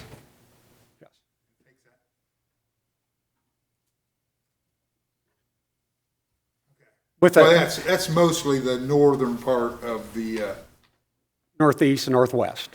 Correct. Yeah. Okay. And the big one is going to be, of course, along 31, where the state is putting in the new interchanges, and we want to look at the land use and the roads and things that go out beyond that. okay. That's all I had. Anybody else? No. Thanks, Chuck. Okay, thank you very much. Oh, did you want anything on the vehicles? That was kind of an issue last year. Did you get something to drive around in?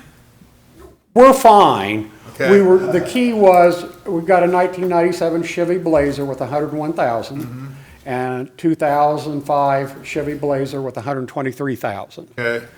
And maintenance last year was 857 for the 97, and this year 182 on the 2005. Last year was 159, and this year 902 because it needed brakes and a new battery. Can't believe what a new battery costs. What do they look like? Are they rust buckets? No, they're not too bad. And they run good. Okay, well, you tell us when they start rusting, because I don't want to see no rust buckets. Okay. All right? I got spray paint in the All office right, too. there you go. Okay. Thank you very much. Can we get Shane here? Shane's on his way. He was about 40 minutes out, about 10 minutes ago. Okay. You're so mean. It's the way you see it. You don't have.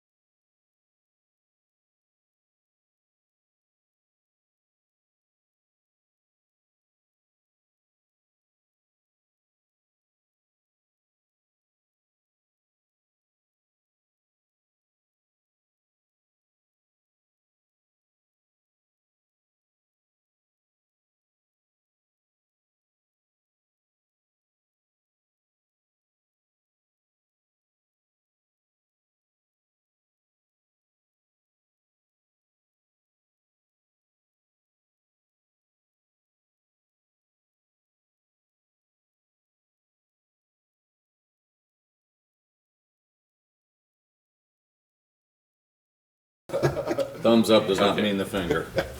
Mr. Buckingham, thank you for coming early. No problem. Followed guidelines? I believe that I did follow the guidelines, yes. I don't know if all of you have had an opportunity to review my letter of June 5th of 2019, where I addressed several items in my budget. First off, I wanted to point out that for the 9th year in a row, I am not seeking any increase in funds allocated to the 2000, 3000, and 4000 series expenses. These budget amounts have not been raised at all over the 9 years that I've been in office. And the only modification is I did move $993 from the 2000 series to the previously unfunded 4500 series. But overall, 2000, 3000, 400 all have remained consistent throughout the 9 years. Actually, some of those are probably less than they were back in 2010 when I took office because of the necessity to cut expenses during the first few years I was in office due to the severe countywide budget deficit that was going on. Second, I wanted to point out that I've returned fairly substantial amount of money back to the county general fund each and every year. Last year, I believe that amount was a total of $210,000, $760.09. Overall, I believe it's been approximately 1.6 million, a little over 1.6 million that I've returned since I took office. Third, I want to point out I'm not requesting any new personnel at this time, despite the fact that their demands of my office continue to increase each year. That's due to many factors, things from pretrial problem-solving court programs, the pretrial release program that's necessitated my deputies being at hundreds of new additional hearings each year, legislative changes that have resulted in increased expungement filings and modification requests, and the associated hearings that go along with those. Additionally, Laird law or red flag filings have increased significantly over the last 18 months, and that's necessitated a substantial amount of additional work by members of my staff. Lastly, body cameras have been started to be used more widely within the county, and that will continue to increase over the next year or two. Within 2-3 years from now, I anticipate we'll have full implementation of body cameras by almost all or all departments within the county, and that obviously necessitates additional work because there's lots more video footage of all interactions that has to be reviewed by my staff. While I feel I could justifiably request additional personnel at this time based on all of those factors, I'm not. I'm waiting until it's absolutely no way to get around it. I do anticipate next year I may be asking for some personnel based on all of those various factors. Next, I want to point out that I do have one employee that I requested be reclassified from a special occupations classification to a COMOD classification with an appropriate hourly rate. This classification was reviewed by Wagner, Irwin, and Shealy and was supported by them. It does increase the salary of that one employee a little bit above where they would have otherwise been under the classification of a special occupation, but they had, in essence, been shorted over the last few years because of their designation as a SO. They were shorted in their increases relative to other like positions within my office. So I want to put them in a ComMod E position where I think they'll be appropriately paid and will receive appropriate increases moving forward. Next thing I want to point out is that I'm recommending a modest salary increase for 6 employees that would receive no increase or would have a reduction in their salary under the initial budget worksheets that were provided. The increases range from $1,359.94 all the way up to $2,000.05. I believe that each of these 6 employees merits these modest increases that would slightly raise their salaries from their current level. Last thing I want to point out is that over the last 9 years, the population of Hamilton County has risen approximately from approximately 274,569 people in April of 2010 to a census estimate of 330,086 individuals as of July 1st of 2018. Undoubtedly, we've had additional increases since then, but just as of that date, that's over 55,517 people for an increase of 20%. During that time frame, while I have had a couple of employees added over the last 9 years, I'm still less total employees today than I had than there were in 2010 before I took office. So, with that said, the man points were really putting the pitch out there. I mean, he goes into it pretty deep. Lee, can you explain to me how you have employees that would not get a raise in the normal process that we go through every year when we assume everybody gets a raise? They are part-time employees, and but they're not your typical part-time employee. They're not a file clerk that's doing stuff. They're all 4 of them. 4 of the 6 are part-time attorneys.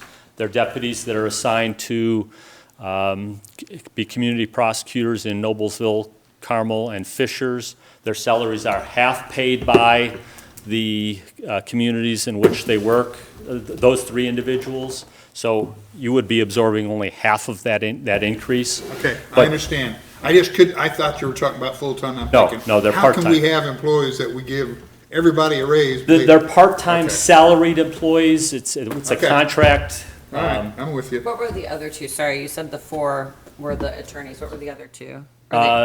One is my investigator, Okay. who his salary would have gone down because he's topped out. So I've just asked for what I believe But is he's a very modest. full-time, right? He's full-time. Okay. And the last is my chief deputy, who I would not otherwise have received an increase at all. Bump Tim up, but who mostly pays your chief deputy? He's largely paid by the state. My salary Him up and by 2,000 because we only pay a portion of his salary, right? the only portion you pay is that 12,000 that's requested here. And it was 10,000 last It year. was 10,000 last year, so I've asked for a 2,000 increase. So usually though, if he gets a raise, that would be the state's job to provide the raise. That would be accurate. Okay. Because he's a state employee. Correct. Okay. And just I want to be clear here. It is not that he is not getting any raise from the state. He is getting some raise from the state, but I felt that this was appropriate also from the county's perspective. I didn't want to mislead. All the other employees would not have gotten any at all. His state pay is totally separate. I'm not trying to take any away from the credit of your management and all that, but when you're saying that you're not requesting any new despite the demands increasing, are all these things also helping alleviate or make your decision making go faster, like the e-filing or the No, evidence-based where you talked with the clerk about the e-filing being a big savings, well, old system, we would type up and prepare all those documents, take them over in written form, and then they would have to input everything. Right. Well, now we're still typing up, in electronic documents and inputting all of the same information that we've been in. we're just able to hit a button and it then goes into their system, so they don't then have to re-input everything. So we haven't had the savings that they've had. How about with all of the officers going to electronic tickets? That's been some time ago, and that tickets are a very, very small percentage of what consumes our time. I'm just trying to glean that, these technological advances are helping you not have to add people. Yeah, when I went to by going paperless over the last, back in 2012, 2013, when I was taking us paperless, that has helped us not need additional person. That's why rather than 63 employees, including full and part-time, I'm somewhere in the 57, 58 range, or somewhere right around there right now. There are clearly some technological advances are helpful. Body cameras are going to have created, hundreds and hundreds of hours of video on a weekly basis that we still have to evaluate. What's the retention on that? Do you know? I do not know how law enforcement is handling that. Most of the law enforcement systems record and store it, and we access via the web those videos at this point in time. I didn't know if it was 30 days, 60 days. It's longer than that, I know, but I don't know exactly what it is. Any other questions? Thanks, Lee. Thank you. While we got nobody waiting, I want to make a note, go back to the planning department's request. I want to make a comment. So you try to remember it tomorrow. I know Amy won't be with us in the evening. There's been a request come through personnel for a planning department employee to get a move-in position. And I think it got favorable recommendation. It was a poll. But Sharina called and reminded me that if this particular person gets the advancement in their position and we give them a raise now, then they will get a double bump. Byron is his name, going forward. So we just want to keep that in mind, that, either we give him the bump and don't give him the raise, or one or the other, so he doesn't get a double bump just by accident. You understand what I'm saying? They're asking to move him up to the next category, and if we do it in the middle of the year, he'll get double bump. So just try to keep that in mind for tomorrow afternoon when we go. No, it won't be till September that we will actually vote on giving him the increase in pay position. All right, take another break and we'll wait for Shane.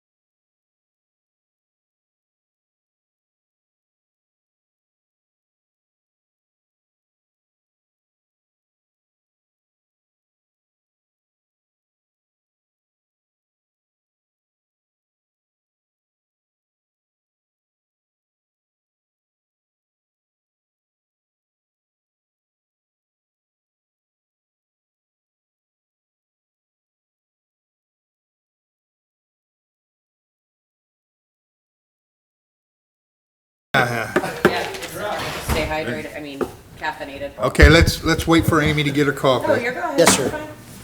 Thumbs up from Jim. Is that Jim or Tim? Jim.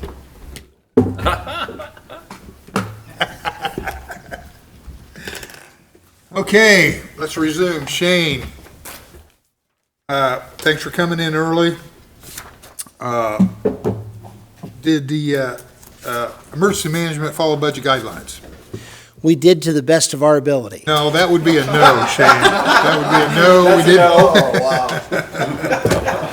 didn't. Okay, tell us where you were not capable of following budget guidelines. Well, one of the things that we did do is we asked to eliminate a part-time position and add the full-time position. And that, we did do some, we were very. That's not outside the budget guidelines. We told you you could ask. Not that you were going to get them, but you could ask. I'm talking about your regular budget. One of the things that we did is our overtime budget has remained flat or remained the same for the last 10 years. We had 2 people back 10 years ago. We now have more than 2 people, and so we've asked to increase the overtime budget because we were moving money from other lines to help fund that. So we did ask for an increase in the overtime budget. And how much is that increase? The original last year's adjusted 2019 budget was $2,500. So that was, again, taking into consideration transfers. So what we've asked for this year is $3,000. We also, our operating supplies, we did ask for an increase in it just based upon our equipment that we have. And again, we've moved a little bit of money around, again, only asking for $5,000 in an increase for operating supplies. And then also for our repairs and maintenance, we asked, we were at $1,700 and we've asked for $2,500. So one of the things that we did last year for the first time was a 3-year basically financial review or financial analysis of what we've done. Then what we also did again this year for our budget was looked at all the things that we've come to you this year and asked for transfers. We're trying to get money put into the right buckets so that we're not wasting your time doing all these transfers, but also want to take into consideration all the equipment maintenance needs that we found that were deficient. And, so we're being very fiscally responsible with that part of it. We're not asking, for any money this year to do that. We've kind of had to beg, borrow, and steal, and thankfully we had someone as a temporary part-time employee that was able to change oil and air filters and those sorts of things to get us up to where we need to be. But now that we've got it where it is, and we've got those maintenance schedules in place, then that's where we came up with those numbers for the operating supplies and the repairs and maintenance. Okay. Is that the extent of your non-compliance? Yes, sir. That is the extent of the non-compliance, to the best of my ability. Anybody got anything for Shane? How's that identifying the vehicle program going? That is going well. They did submit the invoices for that in May. Okay. And I think that we can find other higher priorities for funding. So in the future, I think we need to look at other opportunities and not. No, I don't think we're talking about the same thing. Oh, I'm sorry. Remember how I requested that your vehicles be identified as emergency management vehicles? Well, I tell you, we've had a lot of help from Logan Street Signs. They're good company. We didn't have the money, but we scrounged and pinched and saved so that we went to bigger logos. Mm-hmm. And then also across the back, which didn't have anything on the back, it now says emergency management in big letters. And then we're also taking our command truck over there on Thursday to do the same thing so that people don't think we're the FBI or something, because we really need to promote who we are and what we do. And I think that's a great opportunity next year when we have a little bit more money. I think one of the other things that we'll do is just in a little bit smaller font than the emergency management is put our website underneath there. There's a lot of folks that don't know who we are until it's kind of too late, after the tornado sort of thing. So the more we can promote and advocate for emergency management preparedness, the better, more resilient our county is going to be. Okay, so other than the big bus, would you say all of your vehicles are identified as EMA vehicles now? They are. There's some things I think we can still add some things to make it a little bit more just to make it a little bit easier to identify some of those things, but like the logo, the website and that kind of stuff. But yes, everything does has logos on it. We even took our little ATV mule thing, and one of the things that we did with it is we put emergency management on the windshield because the logo sits flat on the hood and you couldn't see it. And we put that, again, Logan Street Signs helped us to put emergency management, basically saying it on all four sides. So when we're at special events, we don't need to be confused as the police or fire because that's not what we're there for. We can certainly call for those resources if somebody has an issue or, needs first aid or CPR, we can help until fire arrives. But we have relabeled everything in hopes, based on your feedback, and I do appreciate you sharing that with me. Okay. Good enough. Shane, does that say Hamilton County Emergency Management? It just says emergency management, but then our logo does say Hamilton County Emergency Management. Back of your truck, it doesn't say Hamilton County. No, it just says emergency management. That's Logan Street Signs wanted to charge us, a lot more money to put Hamilton County on there. You can't blame that on Tim Swafford. No, I'm just. Really, it was, what we were looking at was just the real estate on the back of the vehicles. There's not a whole lot there. One of the things that we've talked about doing is putting another logo on the back instead of just emergency management. But again, with us being pretty strapped right now with our budget, because of all the equipment repairs, we'll certainly look at that come first of the year. Maybe if emergency management could be smaller in Hamilton County. Sure. Thank you, Shane. Thanks for the question. Okay. Thank you, Shane. Rick? Under the program updates, where you have about 7 plans that are not started, the column maybe I forgot to ask you is, with your person going to full-time, if you get that, will these be completed next year, for 6 months, or what's the objective? I would hope that we have those completed within the first 6 to 8 months. Our problem now is we start building up some momentum, and then we get to the, part of the day on Wednesday, and then we've reached the 29 hours, and it's time for Matt to go home. And so we're really confident that we can get those done. And then once we get those done, the big piece too is then we're going to start looking at accreditation so that Hamilton County can become the first accredited county emergency management program in the state of Indiana. How many full-time, how many part-time people you got? Well, keeping in mind that half of that we have 4 full-time positions. 3 of those, half of the salary is funded by FEMA, and then we have 2 part-time positions. Okay. And that includes, the 4 full-time does include Pam as the administrative assistant, or really the boss. Okay. And that grant money is in jeopardy if we don't have, when you put in this memo. We are significantly out of compliance, and I really, that makes me quite nervous. And not only does it make me nervous for the $550,000 that we get for grant money, but we could easily have, a major windstorm, or a major thunderstorm, or a tornado, or an ice storm, and easily rack up $2 to $4 million in debris management cost, plus all those other things. And if we're not in compliance, we're not going to be eligible for FEMA reimbursement for up to 75% of our cost. You mentioned accreditation, and I don't see that in here as being a concern. It's a 3-year process, and so one of the things that we'll do is once we get our planning up to date to where it needs to be, then we're going to start that process. Because right now there's no reason to look at accreditation when we're so significantly not in compliance with state and federal requirements. Accreditation doesn't get us funding. Accreditation will help us with our grant processes for sure. That will certainly be a feather in our cap, and it will make our program stronger. It doesn't jeopardize the $700,000. It does not jeopardize it, no. Okay. And because we're also hearing that communications wants to be accredited, and is that something you guys can do together with the same person, or? 2 separate bodies. Right. But no, because ours is very emergency management specific, and so a lot of that falls back to our plans, policies, and procedures. So those need to be updated to ensure that they meet those emergency management requirements. So it's really, I mean, although we're great partners and everything starts with 911 and kind of ends with us, it is kind of an apple to oranges comparison.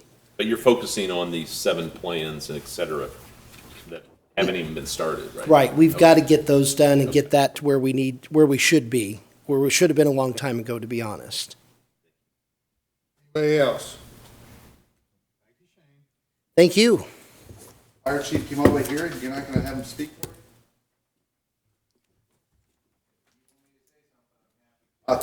I did get your email. Sorry I didn't reply, chief. Oh, you're great. You're great. Thank you. He came for moral support and to heckle me afterwards. Good to see you on both occasions. Thank you all for the work you're doing. Thank you very much. Appreciate Thank your you. consideration. Thanks for coming in early. No problem. Enjoy the rest of your day.